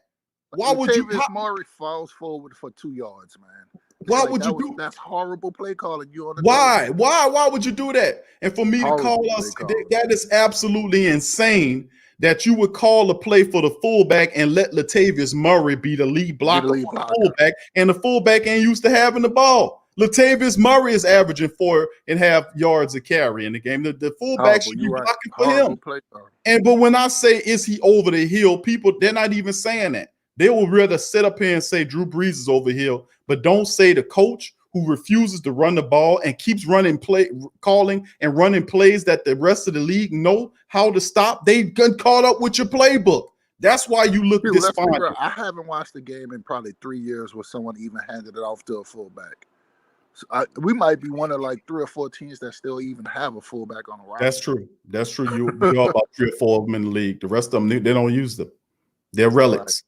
But man, I'm gonna focus on the good. I like once again I was saying all the rookies we drafted, and you got Marquez Callaway making plays. I mean, this name was he had a great night, man. I mean, we still really haven't seen Bond. I don't know if did Ruiz even play. He played and he was on. I seen him play on the special teams when he was on the line for the special teams when they went to do field goals and stuff like that. See, I don't even know what's going on tonight. I thought last week he looked good against Detroit. I thought they could have stepped with the same lineup for one more week and just do what we did a week ago. Put the same lineup you had last week and do the exact same damn thing. you did a week ago. I don't know, like they were shuffling the guards for every reason. Then Hurst came in on one play. He didn't even block anybody. Man, I was just like, what is going on? It's I didn't insane. hear Troutman name called tonight either, man. It's like, Nope. I don't know. Our whole draft capital, we got undrafted free agents getting more PT than the rest of the players we drafted. It's making no sense right now, man. They got to come together soon. Not at all. Ruiz, Troutman, APB for Troutman. They're looking for him. He missing. APB out for Ruiz. He hiding somewhere. They putting him on it. And you pull Ruiz out of the starting lineup. This is a first-round draft pick, by the way, y'all. This is a first-round 24th pick that Sean Payton said he really wanted and that he drafted. And I'm not drafting him to sit down. I played the goddamn interview when he said it. Yeah. I'm not drafting we him drafted to be him, a backup. old boy was still on the team at the time. Larry Walford. Larry Walford was still on the team. He literally, like you said we didn't draft him to sit. Not to play him. That's right. Away. That's right. But that's exactly what the hell he doing. He drafted him and sat his ass down. And I'm like, and that's what I'm saying. You're not getting any help from these guys. You're not getting, but Peyton says when he got rid of Nigel Bradham, I want to see what these young guys can do. But you don't see what right, because they're not playing them. It's saying, well, Troutman doesn't know enough to play. That's bullshit. How are you supposed to learn if you don't get on the goddamn field? You gave up several draft picks to get Troutman. You better put him out there. He better go out there and play. You don't learn what he gonna learn in practice? No, you spent too much capital to be protecting him not playing. He has to play. The same with Ruiz and the same for Zach Bowen. They have to play. You took these guys and you put all this on them. You got to play them. You can't protect them no more. And you got Ruiz. You pull Ruiz out of the starting lineup to put Nick Easton in there. Yeah, like I said, I think, let me say this, Herb. I think Easton should play because he is playing better than Pete. Pete came back too soon. I said it. They need to shut Pete down and let him heal some more. Let him heal some more because he's still trying to play. He got a busted ass thumb with a club on it. He's still recovering from that high ankle sprain. He needs to sit down and he needs to heal up properly because it's not helping him to keep that guy in there. You know? Right. Go ahead, my brother, what you was gonna say. And I got you go ahead, Irv. I got brother Brewman behind you. I'm about to finish up. Like I said, you're right. Like last week, I thought that was the line we was going to see this week, and we can change it up after the bye. Come on, we ran 44 times last week, and now this week we passed 44 times. There's some backwards ass thinking about Sean Payton, man. The game plan is in front of your face. We ran 44 times. We scored 35 in a row. You come out, like you said, we went 3 and out, damn near 7 straight drives in the first half, either 3 and out, punt, interception. It's just, man, Peyton, like I said, I'm putting more to blame of how this team looking right now.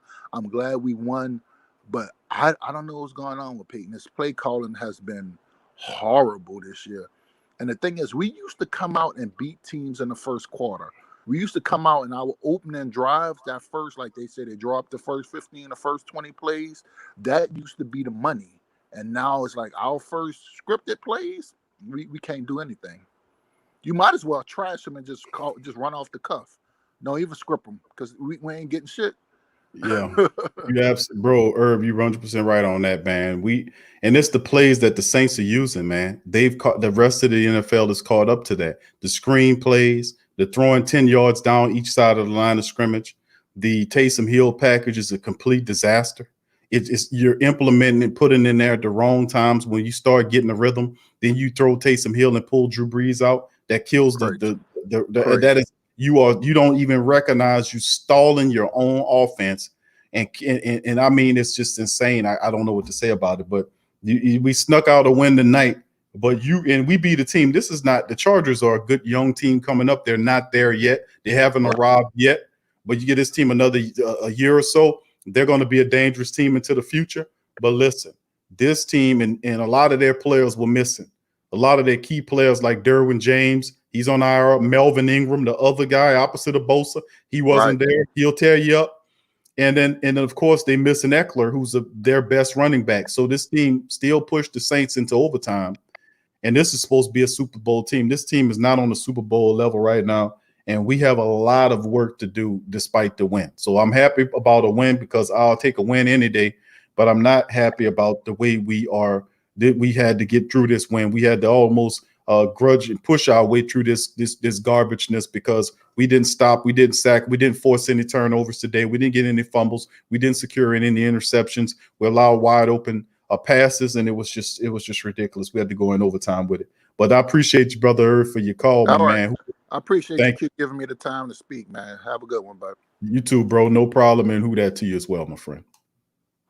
All right, that's Brother Irv chiming in. We got Brother Brewman in the house. What's up, bro? What's going on with you?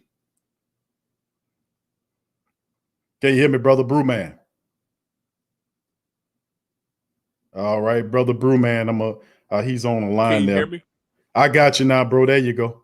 All right, what's going on, Big Q? Who that to you, big fam? Same to you, my brother. Who that to you as well. And thank you for joining us today, bro. No problem. Now I'm just gonna touch on two bases that kind of just had me just a little bit of unease today. Just pretty much like just piggybacking off what you said, and Iceman and Brother Irv said of what the hell is Sean Payton doing, not running the ball. Like, you do have big Latavius Murray, then you have Alvin Kamara that they trying to utilize too much. But how you gonna stop? Like you said, how you gonna come from 45 rushing attempts down to barely none without any carries? Like, that really just doesn't make no sense. And like I was telling my wife, I'm screaming, Jameis, take Drew ass up out of there. Like, Drew is not performing in the first half. I was yelling Jameis that whole damn time.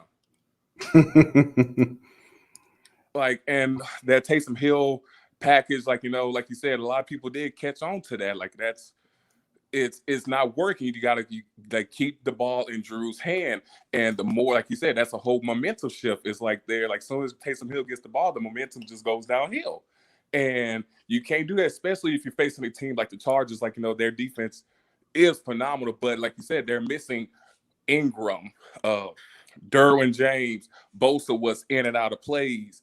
And also they lost, I forgot that linebacker's name, I think number 46. He went down with an injury. He was all over them the whole entire game. Yeah. So you going into overtime with a team that technically can beat you just because, and we won just by the skin of our teeth, just because they didn't have their key major weapons.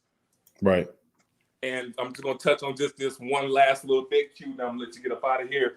I'm just so sick and tired of Marcus Williams and PJ Williams and Marshawn Lattimore. I'm going to hit you with your line, that dumbass Andrews Pete face that they make all the goddamn time. It just doesn't make no sense. But where there's negatives, there's positives. Right. So Hendricks, Davenport, they made me proud. Mario Davis, he, like you say, he had his 10 tackles. Cam had his 10 tackles. But it's just with the way our defense is playing, like we actually have Kansas City. Kansas City can torch the whole secondary if they don't get their heads good. Then we got to play Atlanta twice, Carolina twice, and Tampa Bay one more time. So it can be a rocky road going to the playoffs, but I can still have faith in my team.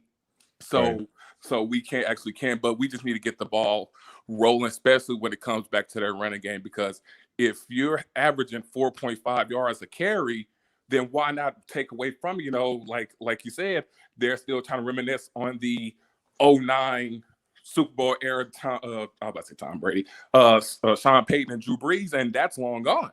That was almost a decade ago, and it's this, like, the stuff that they had was back in like 2009, 2010, it was working. But now these players are faster, smarter. They can catch on to that, and especially when Drew being 41 years old, he don't have that much arm, so he can't bomb the ball downfield, especially to Emmanuel Sanders. Emmanuel Sanders is one of the fastest ones in the league, and they haven't been clicking on all cylinders. Just for the night, like, you signed this man, and you're not utilizing him to the way he's supposed to be utilized. Yeah, bro. Hey, Brewman, bro, you hitting on it, bro. You're right, and I agree with you, man. I think a lot of the stuff that we witnessing, man. Yeah, we got a lot of issues, man, on both sides of the ball, and the play calling, man. Good grief, the play calling. What we have to do to get some balance, and I think we'll start seeing some success if we can work on, some balance with the play scheme. I mean, 47 pass attempts against 25 rush attempts. That's entirely too much for a 41-year-old quarterback. And I seen one of the family members said astutely in the chat that AQ, they're trying to push that ball down the field so they keep Drew ahead of Tom Brady on his back. And I'm like, listen, I get on, I get you with that, with that mentality, because Drew did, he only threw one touchdown today, so he ain't having the multi-purpose touchdown games that we are accustomed to watching him do. And Brady's within a handful of touchdowns from catching them at 556, I think what he added to it today. Yeah. But the reality, it shouldn't even be a matter of those freaking stats. That shouldn't matter if you're a team first guy like he portrays himself to be. There's an importance placed on the individual stats, but that's after the Super Bowl wins. The Super Bowl trophy is first, and you get the stats along the way, but it has to be in correlation with what it's set at Super Bowl first, and everything else is second. I mean, that's what it got to come to, and that's what we got to do, bro. So, yes, you are right, but we have a lot of things to fix. The special teams, man, listen, outside of Morstead had a better game than he had over the last several games.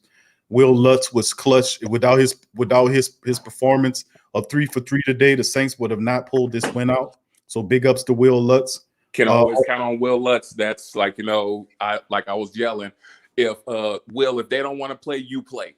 I'm counting on you, Will, because everybody else was just playing like pure hot trash. I mean, it's like you said, like I think it was either Brother Irv or the one before that when he said that in order for us to make that push, we may have to face like somebody in the NFC East, like the Cowboys or Philly, and in order for us to get to where the Who That Nation family want to be, we want to get another Super Bowl, but just we have to look at reality. It's like the way this team is playing, we are not a Super Bowl contender.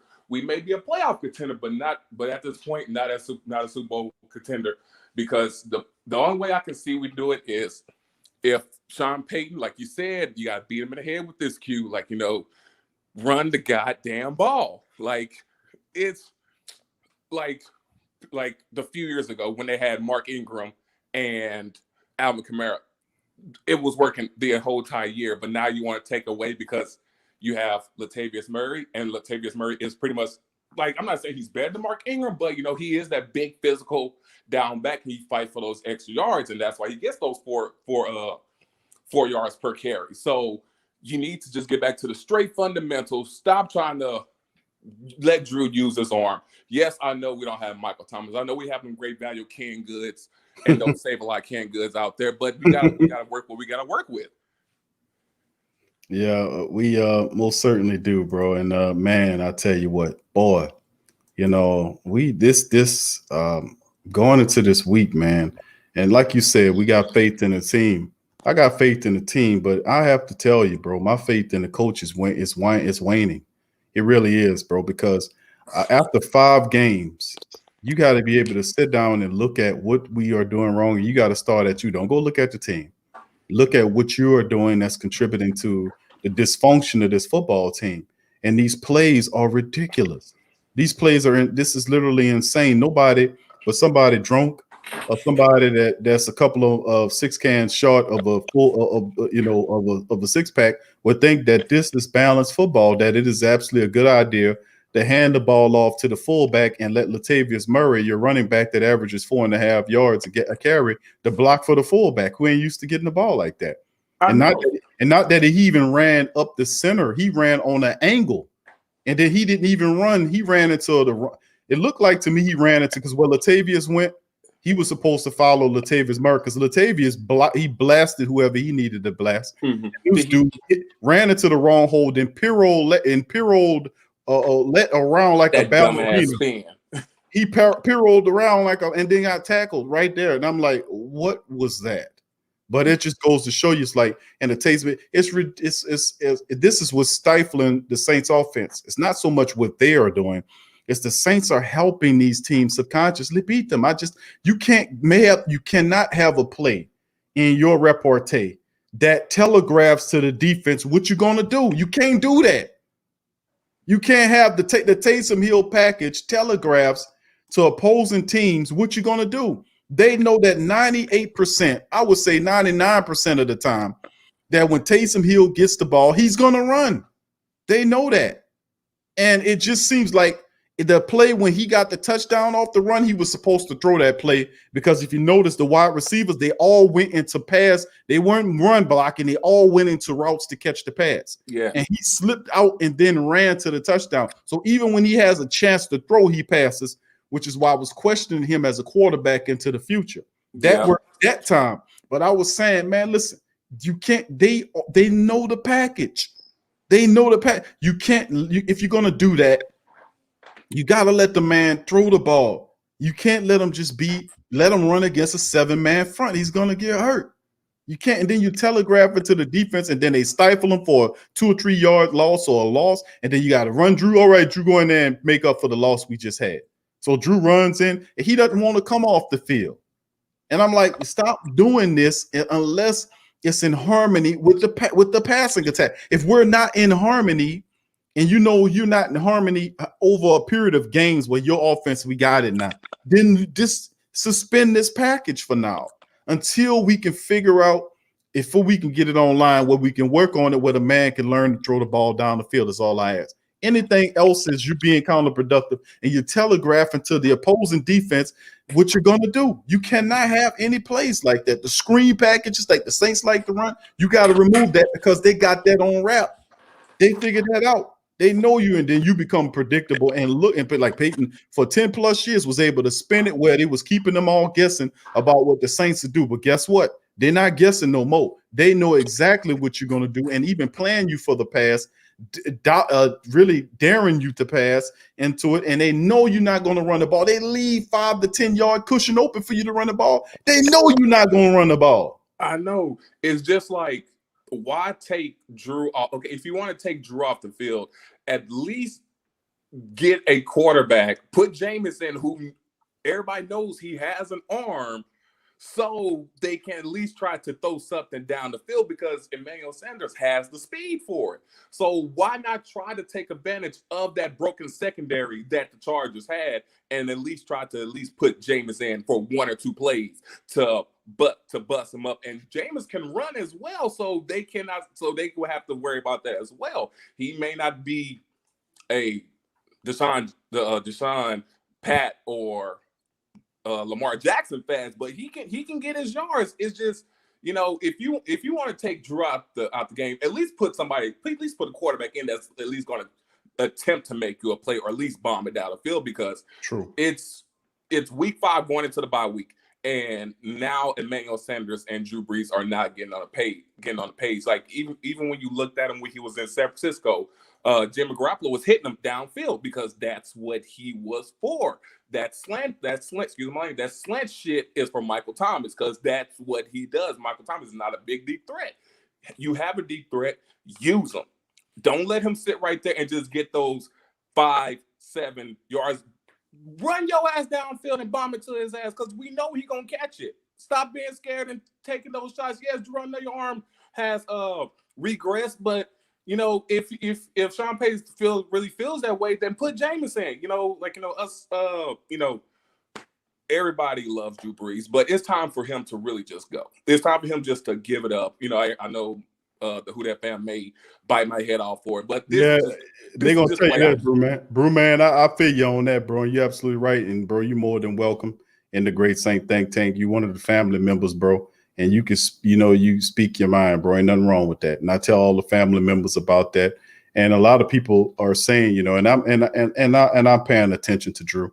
And I say Drew Brees is the type of quarterback, man, where he's gonna get the quarterback gonna get the blame for the team's not playing well. But it's not, and I've been saying this, and I look at the film and I look at the statistics as well, and it's not Drew Brees. It's the reason why the Saints offense is struggling. He's trying to get going. He's building the synergy with the players around him. It's the fact that the Saints, if they really want to help Drew Brees out and take the pressure off of him, they need to bring the running component, and then you'll see things change. They're too hell-bent on trying to force Taysom Hill into these situations where the Taysom Hill package might not be relevant in its current form. You might have to adjust it. It's not helping us. It got a touchdown toward the back end of the game. That's true. And that's a plus. But the rest of the time, this entire season, the Taysom Hill package is not working. So, I see what your stance is on Drew. You thinking it's time to move on from Drew and incorporate Jameis Winston in a few of these pass plays. But I would tell you what, I would rather have Jameis Winston throwing the ball than to have Taysom Hill throwing the ball, because Taysom is not looking for the pass. He's pulling the ball down and running. Like when you had to play against the Packers, when only thing he had to do was throw the ball over the top of Zadarius Smith's head. You had 2 wide receivers out there. They were open to get at least 10 yards, but it didn't happen. So that's what I'm saying. The offense looked disjointed, and it's not because of Drew Brees' performance. I'm gonna keep it real with you. It's because of the running attack, and more importantly, Sean Payton's play calling. He's stunting the growth of the offense. It's trying to grow, but he keeps throwing stallers in there. He keep pouring water in his own gas tank. What I'm saying? Why would you do that? Why would you? Okay, you got to find high octane gasoline in this very expensive sports car. Why would you then go out there and pour water in it? Why are you stalling out your vehicle? Why are you doing that? Unless you some type of madman. But I don't.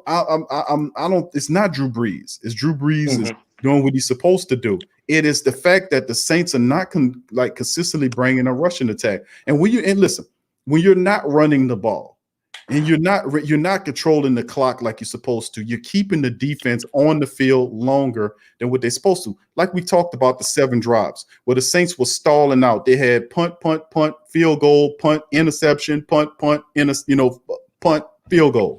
All this nonsense. That's a lot of stalled out drives. And the Saints, that's 47 pass. That's a terrible disparity between the pass attempt situation versus the running attempt situation. 47 pass attempts versus 25 rush attempts. That's insane. That's insane to have that type of disparity. So he has to run the ball to balance the team, is what I'm saying, and that'll take pressure off Drew and your defense. Yeah. So I'm just gonna touch on just this one. Down, let you go, Big Q. Sure, bro. You got your time. You good, bro. Do your thing. Yeah. So the way I look at it is that it seems like, last week, it seems like, the Who Dat Nation family, it seems like he hurt us a little bit, but you know how, like your mama say, it goes in one out, goes in one in out the other. Yes, sir. So you're right. So I really feel like he hurt us last week, but this week he was like, okay, well, I want to pass the ball more and to see what we can do. And dude, that shit is not clearly working. And I just got to go back to our horrible defense, who's ranked number 32 in the league. And which one it was? I think it was takeaways or something like that. I saw it today. But if the front four, it seems like I don't have a problem with the front four. I don't have a problem with the linebackers. Besides Anzalone, golden locks, trash, get the hell off my field. But it's pretty much just, I really think we're just missing Janoris Jenkins, because Janoris Jenkins is that major factor, because Pat Robinson, we released him for a reason. He wasn't that good, and you want to bring him back when he really didn't have no success. In Philly, yes, he won a Super Bowl, but he still wasn't that good. But it's just, I really feel like we're just missing that other corner, Janoris Jenkins, and I really think the defense can make a turnaround. It's just Cam just had to be on the road, because he needs to feed off Henderson, who is leading the team in sacks. So that should be like, okay, this young man let me go eat, let me push a little bit hard. I'm not saying they push him, he's not pushed hard, but I think he just needs to feed off of Trey Henderson. And then I think that's when that front four is going to be like, okay, we can do this. Let's get this pressure. And I really feel like that probably after this bye week, I think the front four is going to get better. It's just that secondary I'm just going to be just a little bit suspect about. But I really feel like, we can make it. We just got to just get our heads out our asses. And I really feel like we can make it to the Super Bowl if Sean Payton runs the damn ball. I'm with you on that, bro, man. Bro, you're 100% right. It's rainwater, bro. We got to run the ball, man. And hopefully we got a very stubborn coach, man. And this play calling, man, we were able to get a win in a close one, man. And I'm appreciative of it. But man, imagine if this was a tougher team. We're gonna have rough teams. We're gonna have to go in and get a little bit better. So I'm expecting the Saints to get better incrementally. But as the talent improves, as time moves forward, but really Sean Payton is the big question in my mind, is does he adjust the offense accordingly to balance it? Because if we're not balanced, man, We might end up winning 10 or 11 games, but we're going to definitely struggle. You cannot put 47 pass attempts on Drew Brees at 41 years of age, and it's early on here. You can't do that. You got to balance the attack. But Brew Man, thank you for your great commentary, family. Thank you for your support on the show and call in as well tonight, my brother. Appreciate you, Big Q, man. Y'all be safe out there, man. Who that family, love y'all as well. Same to you, my friend. Appreciate you, and who that to you, cuz. Peace. All right, that's Brewman, bro. Appreciate Brewman chiming in. Good brother. Dropping the knowledge, man. The Brewman say, hey, man, you know, Drew Brees got to go. And I understand what people saying that, bro, but, you know, I respect your opinion. But, you know, just know that I'm going to back Drew up on this one because my eyes and the statistics. And, of course, Colin Cowherd says trust your eyes or whatever. But I'm going to trust my eyes, and I'm going to trust what's behind my eyes, which is this thing right here, which I'm using to differentiate between what I'm seeing. And I look at the statistics on the season and see that Drew Brees is having a pretty really pretty solid year for a 41-year-old quarterback, to be quite honest with you. And I got to give Drew all the credit in the world because, you know, of what I'm seeing him doing. And like I said, you know how he would look if you actually had a balanced attack, the running attack to go along with that passing attack. You know, we can be able to open up and throw the ball downfield. I mean, once you start running the ball, the defense drops down and stop the run. You can throw the ball on top of their head going downfield. We can't force the ball because they playing back. You can't throw the ball into their second, you know, into their coverage. I mean, the smartest thing to do is run the ball when they playing 5 to 10 yards back off the line of scrimmage and they're rushing 4 at you. Run the damn ball at them.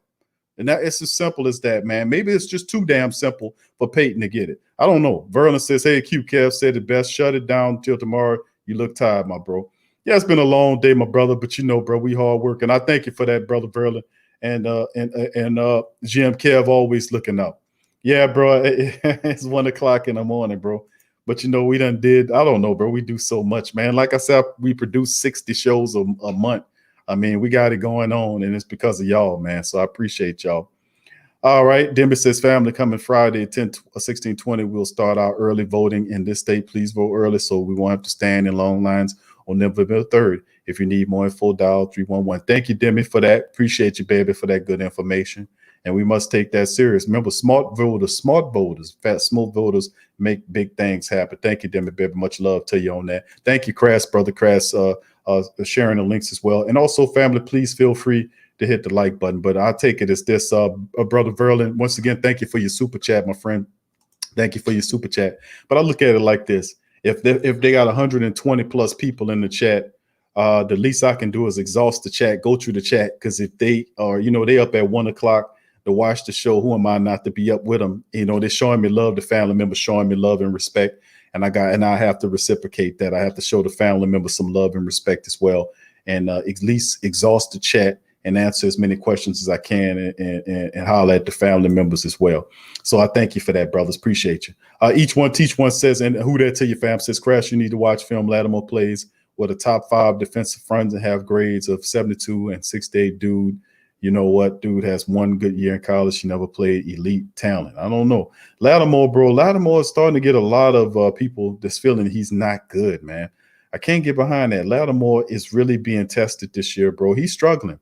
And we'll see how he recoup, if he, you know, what's the word I'm looking for, family? I guess get healthy. Remember, Lattimore is not healthy, bro. He's playing with injuries right now, and he's a 2-time young Pro Bowl cornerback. But they're going to test him like you do most cornerbacks, and he's just going to have to take his game to another level. You know what I'm saying? But I would consider him he is a top-notch cornerback. He still have a lot to learn. And what I'm concerns about each one teach one is the fact that he has these lapses, you know, and getting himself motivated to play whoever he is. And that's problematic because if you're great, you look at everybody the same. You don't say, oh, this is a great value can good. Yeah, you say all of these are brand name. All these are Fruit Loops and Corn Pops and all of the Frosted Flakes and all of the name brand. And none of this is store brand or great value. That's how you look. And that's concerning. I'm not going to tell you no lie. After 2 Pro Bowl seasons and him coming into his 4th season here, I would expect him to have conquered that. It's very concerning to know that he still deals with those issues. But I would have to say that right now, Lattimore is not 100%, bro. You don't get over a hamstring issue in 1 week. It's just not the case. All right, let's go on, Lance. Who that to you? Lance Baptiste says, a nickel DBR problem is we have guys doing things they're not equipped to do. It's simple as a coach. You put guys in position to be successful. That's why Pat looked good in Philly. Thank you, Lance, and that's a good point. He did look well in that Philadelphia defense, and he had a lot of trust in the safeties. Also remember, really solid safety play helps cornerbacks look a lot better than what they really are. So if you have safeties back there that know what they're looking at, they can bail cornerbacks out a lot. If you got a cornerback, you got a safety back there who doesn't have the vision, PJ Williams and all these guys, Marcus Williams, and they suspect, they can leave you on the island and make you look bad. I'm just saying, great safeties, man. There's a reason why it's safety. Safety is the last line of defense. There was absolutely no reason why we should be getting burned over the top for touchdowns like that 60-something yard touchdown that kid threw back there late in the game like that. That is absolutely ridiculous. Thank you, Pat, for your commentary, bro. Who that to you?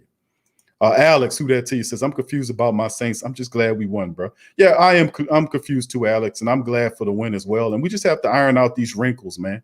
Costa says you look tired. Yeah, I had a long day, my friend, but I'm pretty sure everybody else did too, and I am a little tired. But I'm going to stick up with you until we get through the chat, and then we'll come back tomorrow, family, and we'll deal with a few things. All right, thank you for inquiring. Zach, who that says Q needed some stress relievers.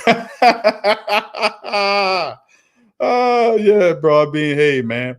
It was something else, bro. I usually take a minute. I don't just jump on, but maybe I should. Swade told me. Swade and Uncle Mozzie came to the house and they were telling me. They were saying, man, he said Swade said you need to jump right on as soon as the game. He said you don't get on there because they said. Because you go over to them classic rants of yours. And I say, well, yeah. He said, well, you need to start doing that. He told me that. So you need to get right on there right after that. I said, okay, Swade, I'm going to do that, bro. I'm going to hop right on in there and do that. You know what I'm saying? But big ups. Thank you for that. Nola Balls, who that fam, says Breeze would have Lane with a balance. I mean, bro, that's the thing. I think that he would definitely, with a balanced attack, Drew Brees will look out. Listen.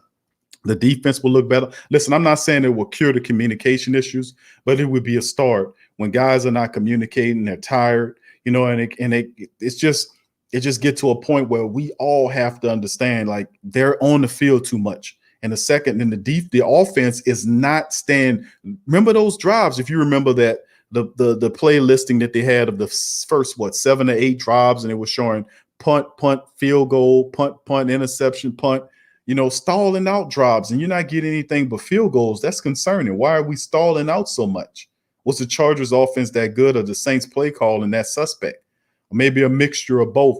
But we are not moving the team, and he's overcomplicating things by calling these suspect calls. Stop this foolishness and run the damn ball. I mean, that's what it's saying. Tramal says, so we saying Q is sleeping like laddie dad. Timothy, what up? Timothy says we need to go get Earl Thomas and Pat Peterson quick, fast, in a hurry. These clowns in secondary are not cutting it. Facts. Well, Tim, bro, I've been pushing for the Saints, man. We've been mentioning all through the offseason to go out and get veterans to help out the team. My main concern was the secondary. You can run back the shows, listen to it in the offseason, listen to the offseason playlist. I was saying it the whole damn time is that I had an issue with the defensive line. We need a little veteran. We need veteran there, and the defensive back core behind the 3 top starters. We needed veterans that know what they're doing, and then in the secondary, DJ Swearinger needs more time. I think Swearinger should be in there more than what he is. Thank you for that. He says everybody should be tired after that game. Thank you, Alex. Nola says Tragic Dad needs to get healthy. Yeah, they put him out there because they felt they needed his production. Because imagine if he wasn't out there. I know a lot of family members is saying, that man, Laddie Daddy didn't look that good. But imagine if he wasn't out there, family. Could you imagine? Man, do you not imagine? Laddie Daddy's not out there. He doesn't make that play that stops Mike Williams, and the Chargers keep pushing. And ultimately, who knows what have happened? We would have not had him. So the Saints was like, man, we got to get one of these guys. And they put Laddie Daddy out there, and he did his best. And he's not 100%. But he had plays, and when it came down to the nitty gritty, he made a play that stopped Big Mike Williams from from trying to put that goddamn ball over that line anywhere around there to give them anything. If you'd have put it near around there, the referees would have said, yeah, first down. They would have spotted you a whole yard. We done seen them do that to us, as of last game, matter of fact. Derek Hand says, aggravating how quick he abandons the run. We won't win a playoff game unless we get better balance. I totally agree with you, Derek. And who that to you, bro? Big ups to you, because you're absolutely right. We will not, and this is what it's about. We will win regular season games because a lot of these teams are not playoff teams. But when you get to the playoffs, it's a different level of team in the playoff. And they don't make as many mistakes as some of the teams that's not in the playoffs. So, I mean, we have to step it up. And right now we're struggling, but I think ultimately we'll get it together. Zach says trade Marcus and get Earl. I don't think Marcus Williams. Yeah, well, Marcus Williams, what can I say? Verlin says Kev made the call, bro. Q looking like glad at that. Oh, Laddie Daddy is man. Like I said, he made a play, but could you imagine a game if Laddie Daddy didn't play, fam? So we'll see what's going on. Tim says I'm tired of sitting on the couch week in and out, crossing my fingers, sweating bullets. Thank you, Crash, for drawing the links up, my bro. Appreciate you. Kevin says, yes, I'm putting out shows all day. I haven't even watched them all. Yeah, bro, been putting out. Yeah, it's quite a few of them, bro. We just continue to do it. Who that to you, Wallace? Who that to you, bro? Good to see you in the chat. Zach says, all might, I'm hitting that. Hey, let's take this win and be hopeful. Yeah, it's taking a win. We got a few things that we need to take care of, but the reality is that we just got to keep on moving, man, and keep on fixing along the way. Now we getting healthier, and you seen what Davenport was doing, man, as well. And Davenport was able to make a few plays, and now he was getting to the quarterback. The defensive line got its with Davenport healthy, got a kick in there. Trey Hendrickson also looked good with the 3-man rush. You're seeing Cam getting around there, and you start to see the defensive line, the pass rushers started to really fire off the edges. So that was a real positive thing in there as well, to see the defensive line followed off in there. So that was a super positive to see that happen as well. And after the bye week, we'll gain some more people back to get help. We'll get Mike Thomas back into the offense. We'll gain a few more other people back after a week. Some more people will get Janoris Jenkins back, hopefully after the week, and a few other guys. And hopefully during the week, we'll be able to work on some stuff. We'll be able to iron out some wrinkles as well. Who that to you? Who that nation? Big ups to your family. Thank you for joining us. He says, Timothy says, I agree. Drew's not the problem. The coaching and the damn defense. Thank you for that. Who that nation says, I think we need another OC. Wait. 9-8 said he played a lot of zone. We play a lot of man. Lance Kelly says, I have been saying that since 2016. Pete Carmichael should be calling the plays. The media doesn't ask that question, though. Lance said, I saw someone said Earl Thomas, LOL, man, we do that. We're going to be mad.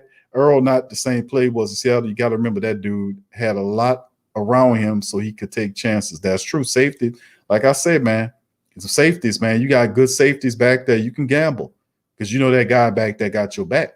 That's true. Alex says we have a team problem. The Chargers is a tough team. Timothy says secondary couldn't cover a kitchen table. Each one says y'all getting fooled once again. This first year he played like trash. Last year Lattimore wasn't no first pick for the Pro Bowl. Remember Sherman played Super Bowl and Xavier Rhodes didn't want to go. Regardless of that, bro, that you still, whether you're an alternate or not, you're still a Pro Bowler. You're still among the elite group, even though he wasn't the first of the cornerbacks to be picked. You still can't take that away from him. You can't, because he was a Pro Bowl alternate. Is not a snap or a mark against him as a player. To get a Pro Bowl invite, period. That's a peers saying that this guy is one of the top in his craft. Even to be considered as an alternate behind the starters who might get injured or can't play is a major honor, and that is true. So I can't take that away from him. Wasting players, that's what we do, says fire Gus Bradley. Okay, all right, says good game. Thank you, appreciate you that, fam. Kevin says overtime has all drained us. Yeah, it was something else. Each one, excuse me, the second year he played like trash. Crash says tough. Thank you, Crash, for that. Lance says defense be tired because of our offense. No balance, bro. Can't keep them off the field. Tramal says every QB would test our secondary, no doubt about it. Wasting Player says the Saints have to stop doing cute play calling with Taysom Hill. I know it worked on the touchdown, but it's not going to always work. It's so obvious. Thank you, fam. And I take it with his picture there. He's a 49er guy. I mean, a Charger guy. So that goes to show you, man, that, you know, a lot of everybody sees it. You know, thank you, Sydney. Appreciate you. Appreciate you. Much love to you as well. Thank you. Big Q says, Nola, baby, why these boys and secretary don't know their name? They know their playbooks. Coronavirus got everyone stuck in their home. This is the perfect time to master your craft. You got to take it serious, bro. You know, and that's what it comes down to. It takes dedication, man. You know, it takes dedication. It takes time and craft, and you have to be consistent.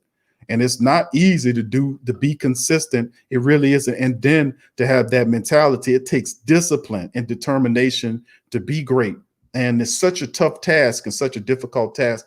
Very few people stick to it to do it because they did something detours them off that path and they go somewhere. But the reality is it takes a lot to be disciplined. And as you can see, most of these guys don't have it, despite the fact that they've been here for years. We're talking about PJ Williams. You're talking about Marcus Williams, been here for 4 years and still not knowing the playbook. And it's the same damn coach. So I can't answer that, bro. You got to take your craft serious and you got to study and master your craft. And I agree with you. If you have a craft and you're in that craft, master your craft to your best of your ability. And then once you master that craft, move on to something else and master that too. Isn't that what it's all about? Crash said, I heard the Tilly say Allen's defense is too complex, simplified. And that's not the first time I heard that, bro. I've been hearing that for some times, man. Even when he was in Oakland, they were saying that about his defensive schemes, that he has it too complex. And 2 years ago, they was telling him the same thing. He has to decomplexes, simplify that defense. You know, it's just ridiculous, man. But let's keep it rolling. Tramal says, hey, Herbert would have put up 40 if Laddie wasn't in there. I know a lot of people saying Lattimore. Lattimore made some plays in there.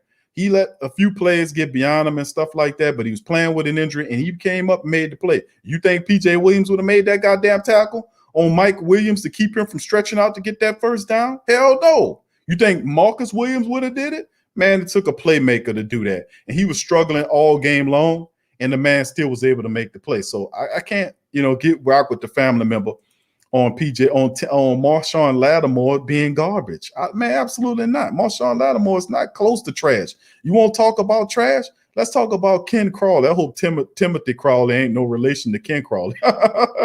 Are you, Tim? Are you related to Ken Crawley, man? It seems like we're okay with being mediocre. We constantly bring players back that we released years ago, and we're getting the same damn results. Like Ken Crawley. We same damn guy. I agree with you. Thank you, that Tim, messing with you. Lance said, I didn't either, but some lady said in the chat earlier, I looked up, the Saints are currently 6th in the total defense, LOL. How about that? I think that was, I forgot her name, but she dropped some good stats right there. I wanted to give her a shout out, but I forgot her name. So thank you for that statistic earlier. Miguel, what up, fam? He said, run the damn ball.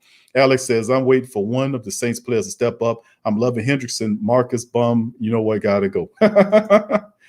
Tim says, Lance, bro, I saw that too. I'm like, there's no way he can be 6th in total defense. The Saints, listen, stopping against the run and giving up as much as they're giving up, listen, a lot of secondaries are stinking. That's probably why that first month of football was ridiculous. They were saying that as overall offenses were near breaking records, and what the offenses as a whole in the NFL was doing was setting records because of the ineptitude of the secondaries and the defense to stop the passing attack.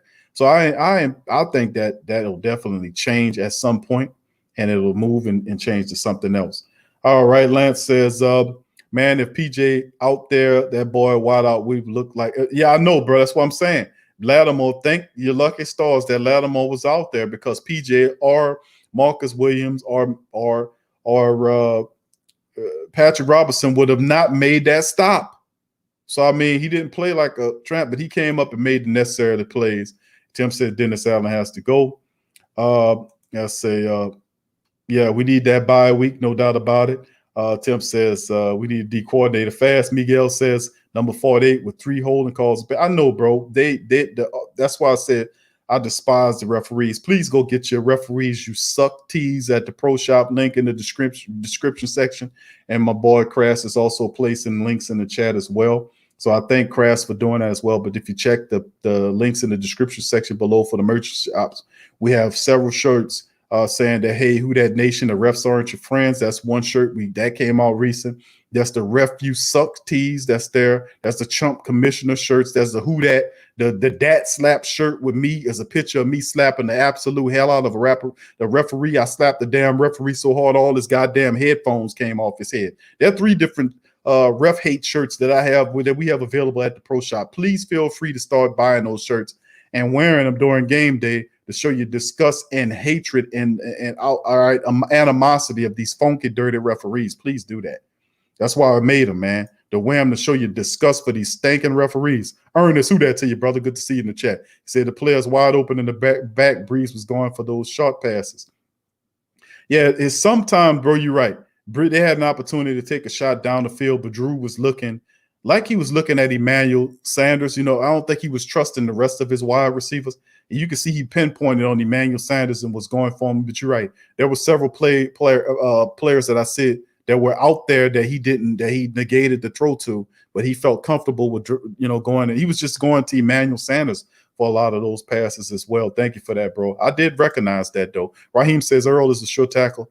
Would be much better than Williams. Yeah, that's true. He knows what he's looking at, and he'll light your ass up too. And he's older, but he'll still wake your ass up from a sleepy break. I'll tell you that much. Nola Bar says you'll find 20 PJ Williams before you find one Lattimore. You are absolutely right. None of these cornerbacks know how to turn around and look for the ball. Lattimore, man, he's struggling right now. But trust me, he won't. When he gets healthy, he'll turn right back into what he is, a Pro Bowl level cornerback. Does he get the big money? I think he does. I think as long as it ain't Marcus Williams getting it. Slick Rick, what up, fam? Says people forget Lattimore got 4.3 speed. Just need to get the right mentality. Yeah, and that's the only thing I can say about him is they got that laddie daddy. I'm laddie daddy. I'm cool.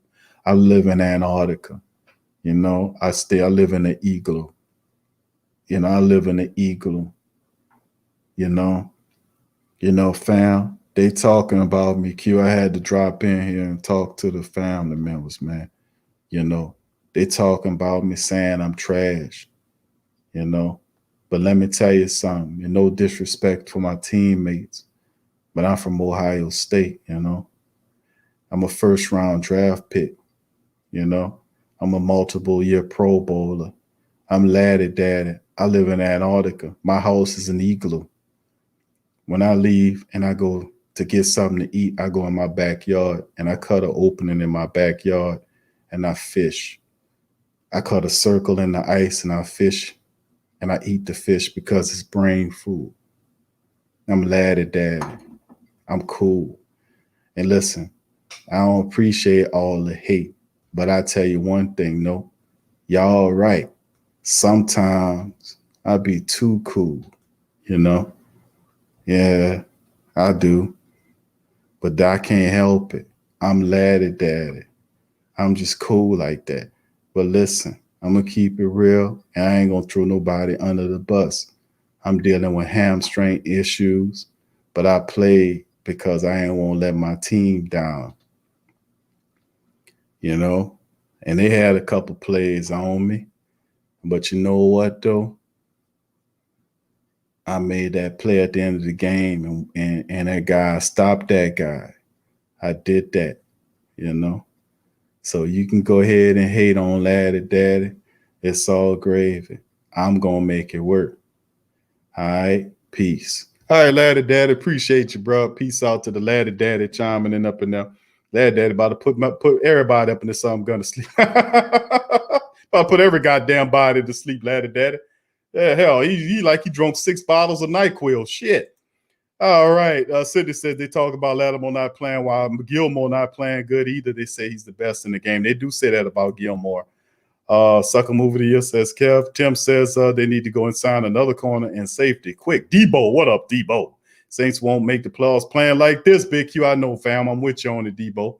I'm with you, bro. I know, bro. I know they're not, bro. They got to clean it up. Jamal says Kev is not easy, bro, to get Mike Williams, the guard. Yeah, Mike Williams is a monster, man. He's 6'4", 230 pounds. And you see how he attacked that ball at the highest point. That's tough. The man 6'4", lad is 6'1". He jumped up in there. That was a hell of a catch. That was a hell of a catch. You know, I just wish we had a wide receiver. We do have one. His name Mike Thomas. I can't guard Mike, who we'll get back as well. Lance says PJ got dirt or some picks on somebody. Alex says Marcus Bell angles on the play. Yeah, I know it is terrible, bro. You got to clean that up. You got to clean that up, man. You got to clean that shit up. You got to. All right, Jamal says Kev, the league won't approve the trade. I don't see why not. Sucker move of the year. Lattimore, he says, gets a pass with me. You got to give him a pass, bro. I mean, he's struggling, but he hurt. That's the problem. Our safeties are playing like trash. Shoot, I don't know what the hell Marcus Wade being doing out there. I know, Tim. I'm watching him, bro. People keep telling me, Q, he a ball hog. When I get on Marcus Williams, people say, Q, give him some room. And I say, okay, I'm going to give him some room. But I was telling the family members, I was like, listen, man, I think y'all need to watch. His numbers are dropping. People don't even notice that. They're not noticing his numbers are dropping year after year. And I keep saying he playing all of his snaps. He plays every snap damn near. You know, he did miss 4 games. What was it, last year? You know, but I mean, he's not the same type. I mean, I'm gonna just leave it alone. Y'all gonna continue to witness, man. Ernest says Dennis will be gone next year for sure. I'm not too sure, bro. You know, that's tennis. That's Peyton's boy. And you know, Peyton likes to keep them guys.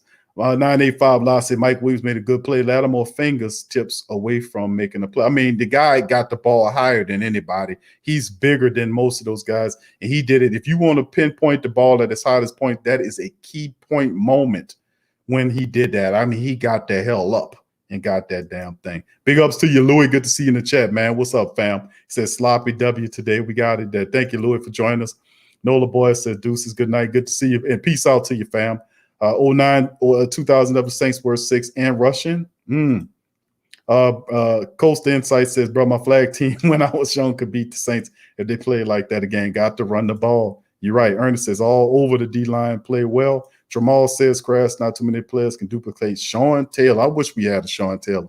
Do you not understand what this defense will look like with Sean Taylor back there? Debo says, we're lucky the Chargers field goal hit the post. Yeah, it was, man. Yeah, that's true. We had a lot of stuff, man. That really helped in our favor in the game. Berlin says, family, let's go, Q. We wearing them out like Peyton is doing. Marcus says, angles on the routes are terrible. Lee says, if PJ was covering you, then you would look like a Pro Bowler too. Lance says, man, Taylor was so special. We'll never see that again, man. Oh, man, could you imagine if we had a guy like Sean Taylor? Tim says, Swearing get our best safety. He doesn't get playing time. That's a damn shame. Grass says Keller, Tramal Kelp needs motivation or something. He did play with him. All right, let's keep it going. What's up, James? Who that to you, bro? Good to see you in the chat. Big ups to you as well. And the rest of the family members, each one says Tramal. They seem to think you can duplicate that for whatever reason. All right, the rest of the family members, they enjoyed my laddie daddy. Everybody like the laddie daddy. And that's true, man. Laddie daddy, that's our laddie daddy be. Who that, Kate? Good to see you, baby. Who that? Wouldn't he putting you to sleep? Man, laddie daddy's so smooth, bro. He would put your ass to sleep. It was like you'd have drunk a gallon of NyQuil. You be gone pecan. You'll sleep for a whole day. You'll sleep for a day and a half and wake up and it's Wednesday. You'd be like, man, what the hell happened? Where you at? Oh no, I slept for a whole day. A whole day. All right. No. I heard some say call address. What? Stop it. I know. I mean, sometimes, man. I mean, but that's Laddie Daddy, man. Laddie Daddy is a beast, man. Laddie Daddy is a trip, man. Laddie Daddy, man, I'm telling y'all, I ain't joking, man. Laddie Daddy, a funny dude. Man, I'm so cool, man. Listen, let me tell you. And so you got to do it. The family members say, Q, you got to cut your eyes real low. You got, well, you can barely, yeah, what's happening? Yeah, I used to say you heard me. That's just the New Orleans in me. But I say, hold on, Laddie Daddy ain't from New Orleans. But he been around New Orleans enough. He could have picked up you heard me. So I guess I can throw that in there. Yeah, I'm Laddie Daddy. I make all the plays. Sometimes I don't because sometimes I just be thinking to myself, you know, what's the meaning of life? You know, when I be out on the field, I just be having epiphanies. Like I stop and I be like, you know what? What's the meaning of life? You know, what if I retired after and just I became a Hall of Famer in just two contracts. Yeah. Ask me. I'm laddie daddy. That's how you gotta be. Oh, laddie daddy, man. He cold, man. I tell you, they ain't got a dude colder than laddie daddy. I tell you what. Each one says, what y'all talking about? Lattimore is a top 5 cornerback. He's giving you one good year now. Show me another good. I mean, I'm for laddie daddy. I love laddie daddy. I think he's terrific, man.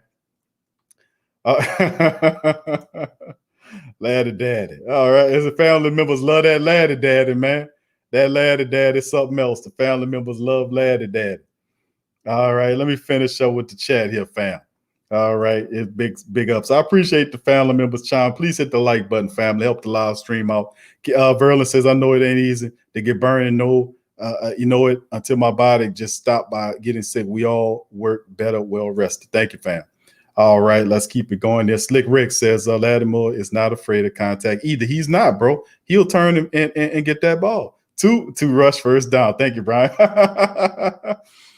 He says, stop making excuse for him. Mike Williams was dogging him now. Lattimore hurt what Allen Laser was killing him. He did, bro. Listen, he has lapses. I'm not speaking against that. He does. He needs to work on that. But that does not, because he have those few lapses, does not make him trash, bro. I don't know what you think trash is. And you look at, how could you say trash? I think Ken Crawley garbage. I'm going to just be honest with you. I think Ken Crawley is garbage.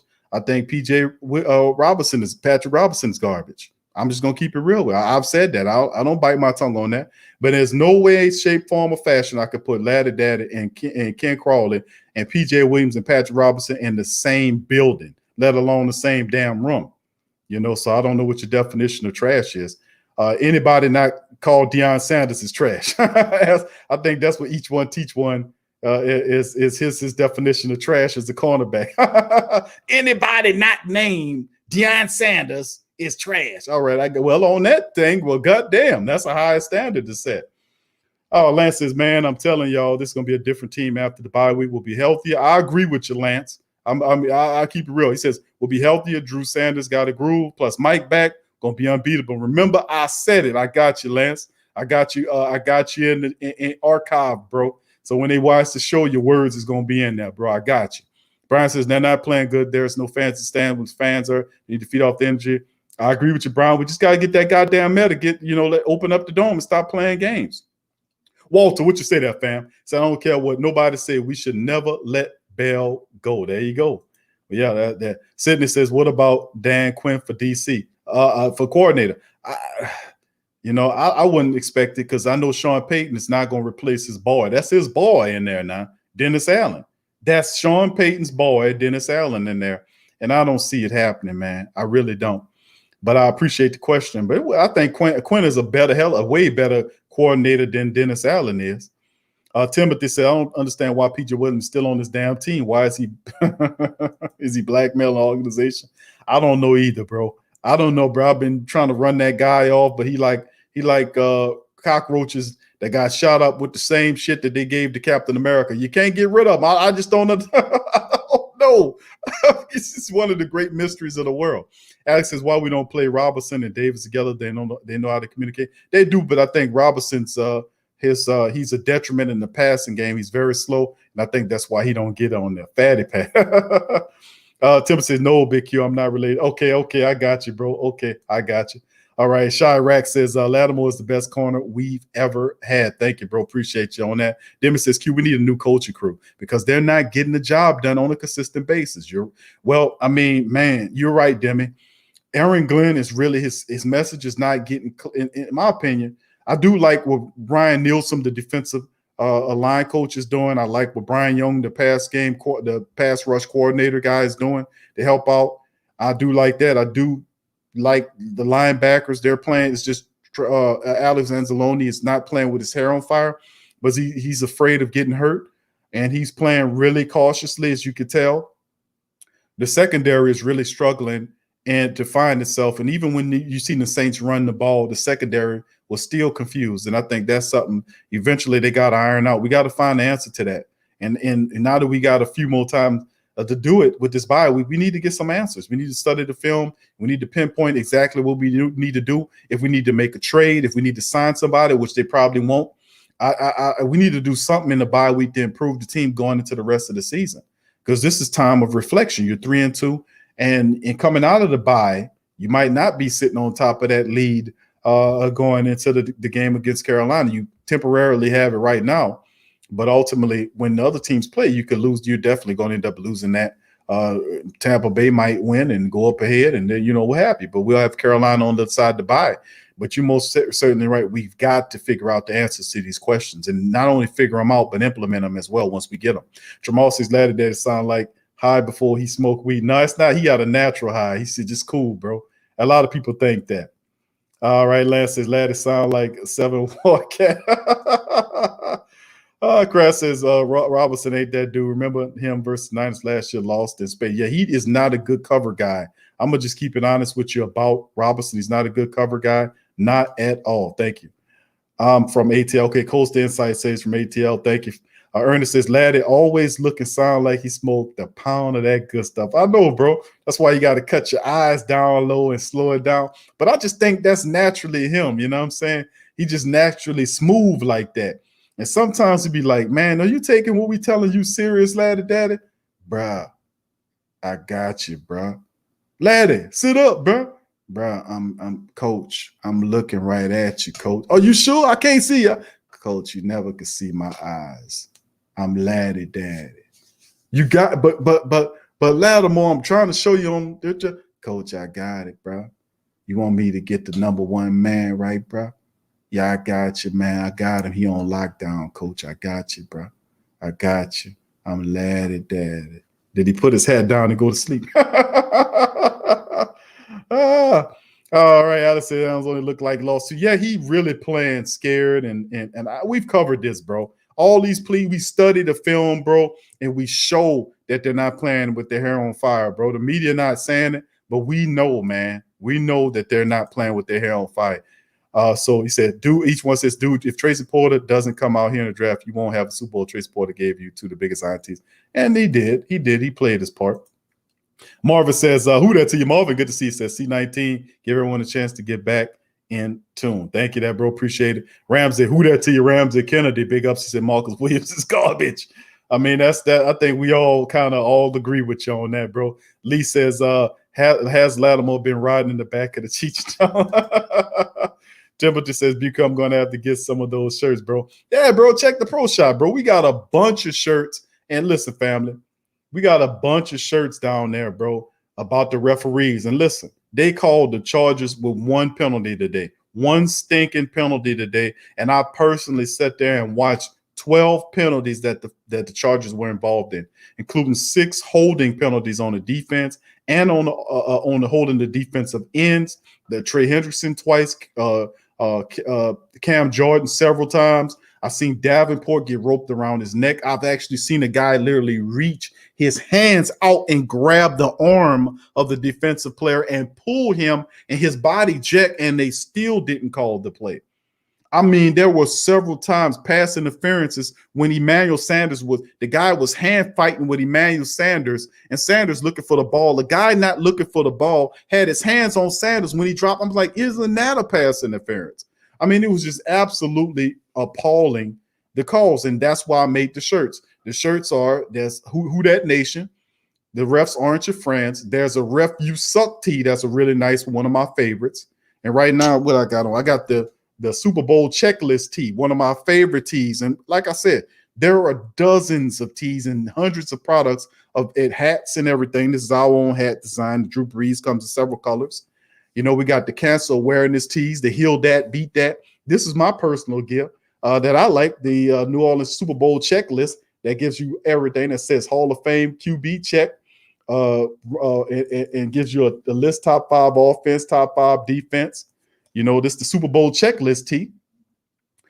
But man, listen, man, that's why I mean, they're family inspired. Like the Dad Slap is one of my favorite shirts.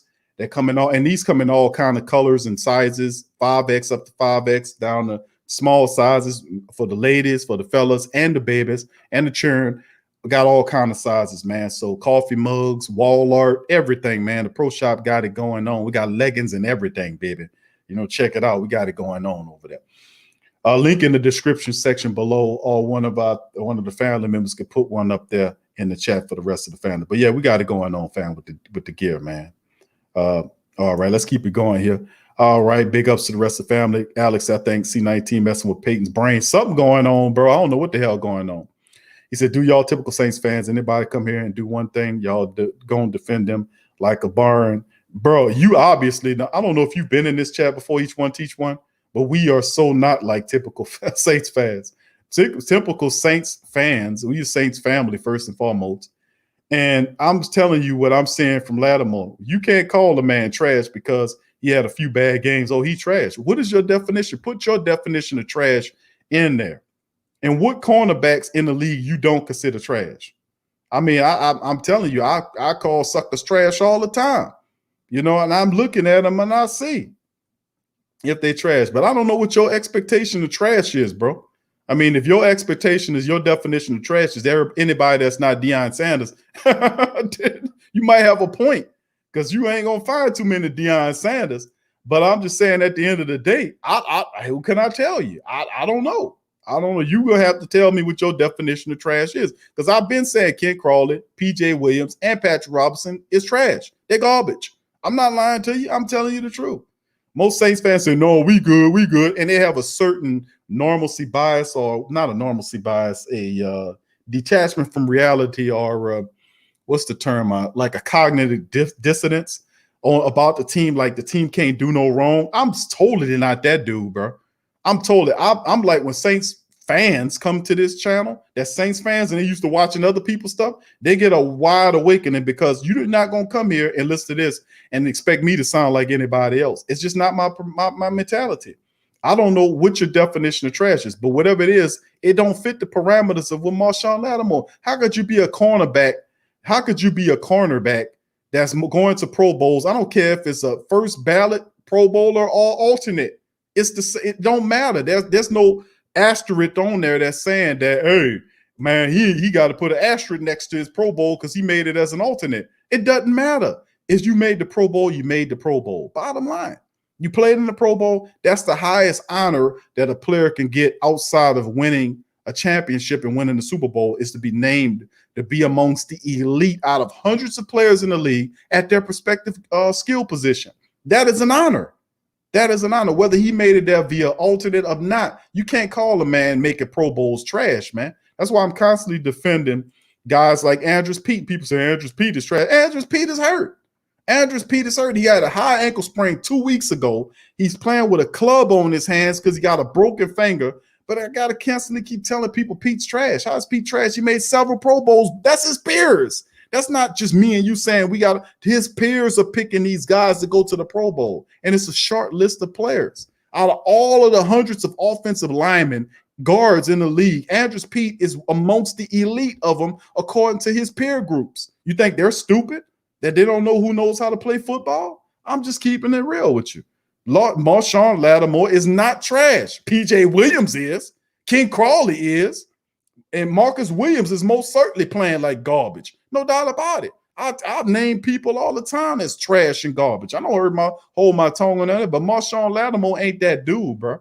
I don't know what personal vendetta or gripe you got against the man, but you gotta prove, you gotta put some facts up here, some receipts to talk about what makes a man trash. He ain't all the statistics. Now, he ain't been playing like he accustomed. He hadn't been playing well, but just because he hadn't been playing well mean that he's a trash cornerback. You know, he is dealing with injury. I don't know how, I don't know. I can't explain that. I don't know if I can put that no clearer than that. But the man not trash, bro. But put whatever you got in there and tell me what trash is. Let me know your definition of trash so I can have this conversation with you. Because I want to know what you thinking trash is. I don't know what you thinking trash is. I just give you some trash-ass cornerbacks. How you going to put Marshawn Lattimore with them? Absolutely not. Okay, Tim, thank you, Tim. Appreciate you, bro. He said, I realize our team is like the Chiefs if they were a paraplegic. We can score anytime we want, but it all takes is a deep ball and we lose. And thank you, bro. Appreciate your super chat and much love to you, fam. Thank you. Thank you for that super chat. All right, Jim Cass says, Q, do you trust your teacher? No, I don't have that one, bro. Might have to think about that, Jim Kev. Ernest says you're right about those missed calls, Q. That's what's up. Thank you, there. Appreciate you there, brother Ernest. Who that to you, fam? Thank you, Crash, for putting that link in there as well, bro. Thank you for that. Yeah, family, if y'all interested, there are hundreds, there are dozens, literally dozens of hundreds of products available at the Pro Shop: stickers, posters, wall art, smartphone cover cases, yoga pants, what you call a little bag, the fanny packs, backpacks, bags, socks, hats, hoodies, tees, tank tops, keychains, dog sweater. I mean, everything, man. Face gaiters, face mask coverings that you can wear, hats, and several. It's all kind of stuff, man. It's too much for me to sit up here and name. I can't name all that stuff. All that. There's a bunch of them. All right, K. Who that K? K says, "Come on, let the Lakers." We got him, K. We got him, baby. Check him out. Sydney says, "When they gonna let the fans in?" I don't know, Sydney. It's up to Mayor Cantrell in New Orleans, and I've been very critical of her. Y'all know that. I think she's not being fair to the fans. They allowed the test to happen twice, and this is not about them keeping the people out due to safety concerns. This is an issue tied to the CARE money. The federal government gave the state of Louisiana federal aid to distribute to the cities that's in need of it. Well, guess what? She's been waiting for the governor of the state of Louisiana to turn loose 100% of the CARE money to the city of Louisiana, so that they can use the CARE money to their discretion. The issue is they don't have the money to pay for the help to help operate the dome. So she's using that, and that's from her statements. It's saying that so as soon as the CARE money gets released by the governor, all 100% of it, then she will open up the dome for the fans to come in there. You see what I'm saying? See the politics involved? But see, the thing is, open up your city, lady. Open the city up and allow the people to move about. Open up the city, allow the business to thrive. The $5 or $6, $7 billion or whatever it is a year that the city generates from the tourist revenue because of the shops and the city and all the great food that we have. Simply go about everything that we've been responsibly doing when you go to the supermarket with your mask on and the washing of your hands and staying apart. You just do that. Continue to do that, but allow the people to go about their business and stop getting in their way. Let them go about the business, and they're responsible enough to take care of themselves. Don't be an impediment to that. And that's the issue I have. And I get passionate about that because I mean what I said. It ain't something, and I know what you're doing. You want the money, and that's wrong for you to hold the dome closed because you're trying to get the money from there. That ain't got a damn thing to do with the people. You get your ass up off of there and open that dome and let them people get through that. You let them stay distance. You let them wash their hands, and if they need to wear masks, let them wear the mask. But you get out of the way and let that dome open. It ain't the people's fault that you sent the money somewhere else that you can't pay the folks to operate that dome. See, that's what kind of, don't get me started here this late. This is almost 2 o'clock in the goddamn morning. I'm about to get fired up over that. That's how passionate I am about that. Sleepyhead says, I hope the defense works out during the bye week, allowing 30 plus a game and consistent deep bombs every game. 90% will lose the game. Thank you, Sleepyhead. That's not a Sleepyhead commentary. That's actually pretty awake right there. Alex says, exactly, BQ Lattimore gonna be okay. He gonna be okay. All right, Crash said that guy is a troll. Q. Okay, I got you, bro. I got you. Well, I answer all questions, bro. But thank you for saying that, bro. All right, Slick Rick says Lattimore usually tighten up second half of the season. Thank you, Slick. Appreciate you, bro. About that, Lance says real talk, straight troll. Okay, thank you, fam. Appreciate you that. And that's what I'm saying. Listen, you call Laddie Daddy trash. It put your receipts on the table, man. What you got? What you got? Who to you is good? Who the hell you got? Tell me, is it who's a good cornerback to you? And then when we have that conversation, I can compare Laddie Daddy to whoever you got. Lattimore is a top 10 cornerback, at least easily a top 10 cornerback in the NFL. Top 10, hands down. And you can't, and nobody that don't have all them marbles or a few cans short of a six-pack will call Lattimore trash. No, he might have a bad game or two or even a bad play or two, but you can never say that he's trash. That's just not who he is. Ernest says Ladd just needs to learn how to keep the receiver in front of him because you can't depend on Williams. That's right. He has to play almost mistake. That's an excellent point, Ernest.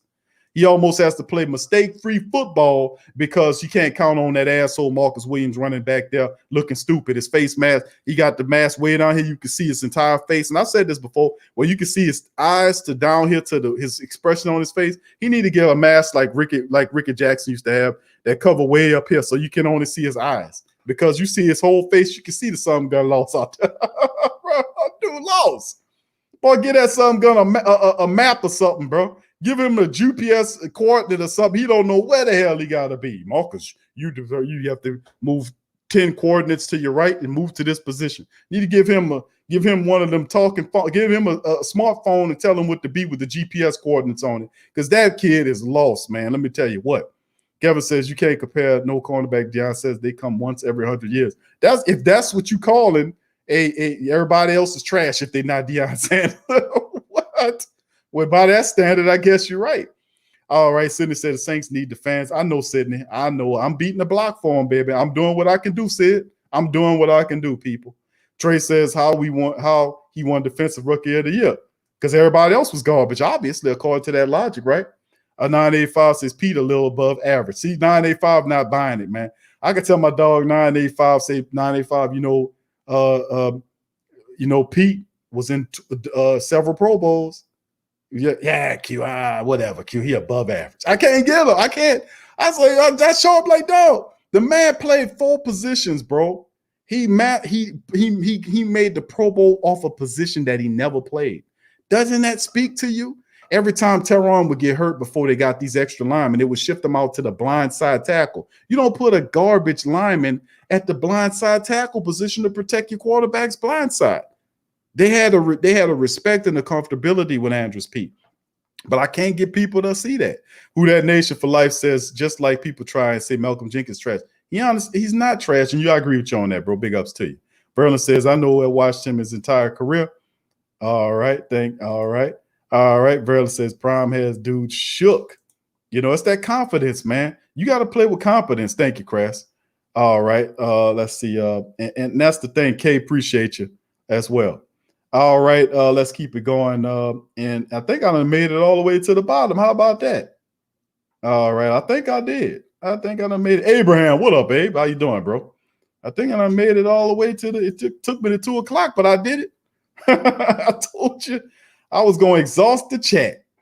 But family, listen, man, I appreciate y'all, man, for chiming in here and staying up with my crazy tale at 2 o'clock in the morning. It's almost 2 o'clock.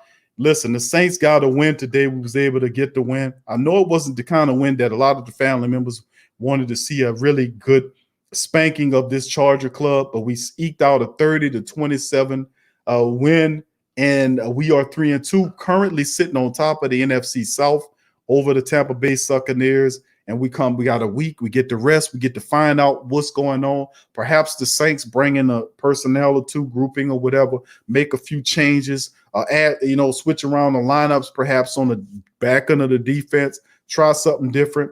Something has to happen. We can't then come off the bye week and look like we did in the first 5 weeks. It's got to be a difference. We've got to be able to have a separation in the season at this point and going forward to know what we got to improve upon, because we was trying to throw the ball. And one thing that really unnerves me so far, family, is the fact that I'm very seriously, and I'm going to keep it real with y'all, I'm really kind of nervous about, and just a little nervous, not a lot, about the fact that the Saints weren't able to still get into the passing game in such a way where they was going to move where the ball is being dispersed down the field in chunks. 20-yard hits here, there. Now, we had a few throws today, but still in all, the Saints offense is stalling out very much. It's too much stalling out going on here. And the coaches, the play, and it's doing part of because of the type of plays that Coach Payton is calling. The defenses are they know his play calling now. And he would have to change that up or perhaps turn the duties over. And we know the son of a gun ain't going to turn the duties over to Carmichael. We know he's not going to do that. But, man, let me tell you something, bro. This is a shame. This is we cannot do this style of ball. We got Carolina on the other side of the bye week. And I'm going to be watching closely, and I know you guys are as well, about what goes on with this team and past the bye week. We ain't gonna bring nobody, but maybe a great value or 2. That's obviously what they like to do. But man, to keep it real with you, I'm just happy with the win. We are 3-2 the first 5 games of the week. I would never say we'd be 3-2. I would think maybe 4-1, even 5-0 if we were running the ball. But man, it just really is just eye-opening that I'm really noticing a decline in the play calling of the Saints. That's concerning. knowing the play calling, knowing that the league is caught up with a lot of our plays that we like to run, and the coach not realizing it to stop doing it. Once you figured it out, and the key example to say they're stopping you, so stop doing those plays. Can we stop doing those plays? Is the thing, and find other plays to implement in 1 week going into the game. Can we learn to run the ball more? You know, can we stop having the deep passes over our head? Can we keep everything in front? Do we need to go to a simplified zone scheme where we keep the safeties back and just keep everything in front of us and let them keep it all in front of them? Do we do that? I mean, something. We have serious questions, because this is not this what we're doing right now. This is not going to end very well. We're going to get some wins in the regular season, because you're going to have some teams that beat themselves. Hell, what if the Charger team would have hit that damn field goal? You know? So like I said, we'll keep monitoring. We're 3-2, and that's where we are. And we're 3-2 club right now going into the bye. We'll be a lot healthier on the other side. Hopefully we'll be a lot wiser in terms of our play calls. So I give a lot of big ups to all the family members that joined the live stream. So many of you, please hit the like button if you hadn't already hit it. And remember, family, we will return tomorrow. TSC Unleashed will return tomorrow. TSC Unleashed will be back. We'll recap some of the news. We'll recap a portion of this game as well. Have Uncle Mozzie with us. We'll have a few more. We'll have the preview for the Titans matchup that's coming on too. That's supposed to be happening. We'll talk about some other stuff on TSC Unleashed. Remember, tomorrow, TSC Q&A Live, which is our Patreon show, which is exclusively for our Patreon membership and our YouTube members and our Patreon champions, which is a show. It's a lock content that we do exclusively for our Patreon channel. So if you're interested in that, go down to the link in the description section below and look up the Patreon and sign up. It's just $1 a month, or you can pick your package you want. It's $5 or $10 or $20, whatever. It's a donation situation where it goes to empower the platform. Like I said, we produce LSU shows, LSU football shows. We produce New Orleans Pelicans shows as well. The Pelicans, we cover that besides the Saints, and boxing content. And also, it's a lot of stuff that we do. And like I said, we produce somewhat between 50 to 60 shows a month. So that's what we're doing. We're doing it. And just to let the family members know that next week we have a few things going on with the show as well. We have we'll start going to more 3-hour show format. You know, maybe definitely a 3-hour, maybe a 2 to 3 hour show format will come at you at a certain period of time every day. So we're going to really focus in and do and it'll be a slight formation change in the show. Not a great change, would you notice, but we'll start implementing commercials into the format as well as a way to create more of a revenue stream to help the platform to grow even further. So we got some things that we coming at the family members with down the line. So if you really want to help out the platform, you know, there are links in the description section to help you do that as well. So once again, I appreciate all of the family members. Thank you for staying up with me to 2 o'clock in the morning, as we love the Saints, and that's what we do. Please feel free to support the 24/7 live stream channel. It's the first of its kind. There's never been a channel where you can listen to the Saints 24 hours, 7 days a week, nonstop Saint talk content every day. It's a unique concept. It's the first of its time. It's a great thing. It's running currently on our channel as well, and we update it as daily as well. So we'll be back tomorrow for the TSC Q&A and the TSC Unleashed. So I'd like to thank all of you guys. Much love to you. We're going to congratulate ourselves for the win. It wasn't a great, beautiful win, but a win's a win. We're 3-2, and that's where we are. So much love to all y'all out there, and big ups to you. And remember, I'll see y'all later tomorrow. Who that to you? Thank you for joining. Yeah. Well, all right. Like you always say, welcome, welcome, welcome. #1 sports talking D. We ain't like the Falcons. We won't blow the lead. Look, all we talk is who that, who got cut and who back. Rookies and the vets, players you should look at. It's the sports coma, you don't wanna miss it. Got the pre-game party, post-game statistics. Get a visit from Sway, maybe DC or 5. It's the hottest thing smoking, Big Q and the guys. Go to YouTube Live, make sure you subscribe. Interviews inside the Saints locker room high. Talk to Drew, Jordan, Zach, Peyton, New Orleans, who that nation. Best believe when I say we bleed gold and black. Ain't a miracle or rivalry could ever hold us back. No, BC face quake, bound and gate, let the truth be told. It's the sports coma, all we know is say Super Bowl. Yeah.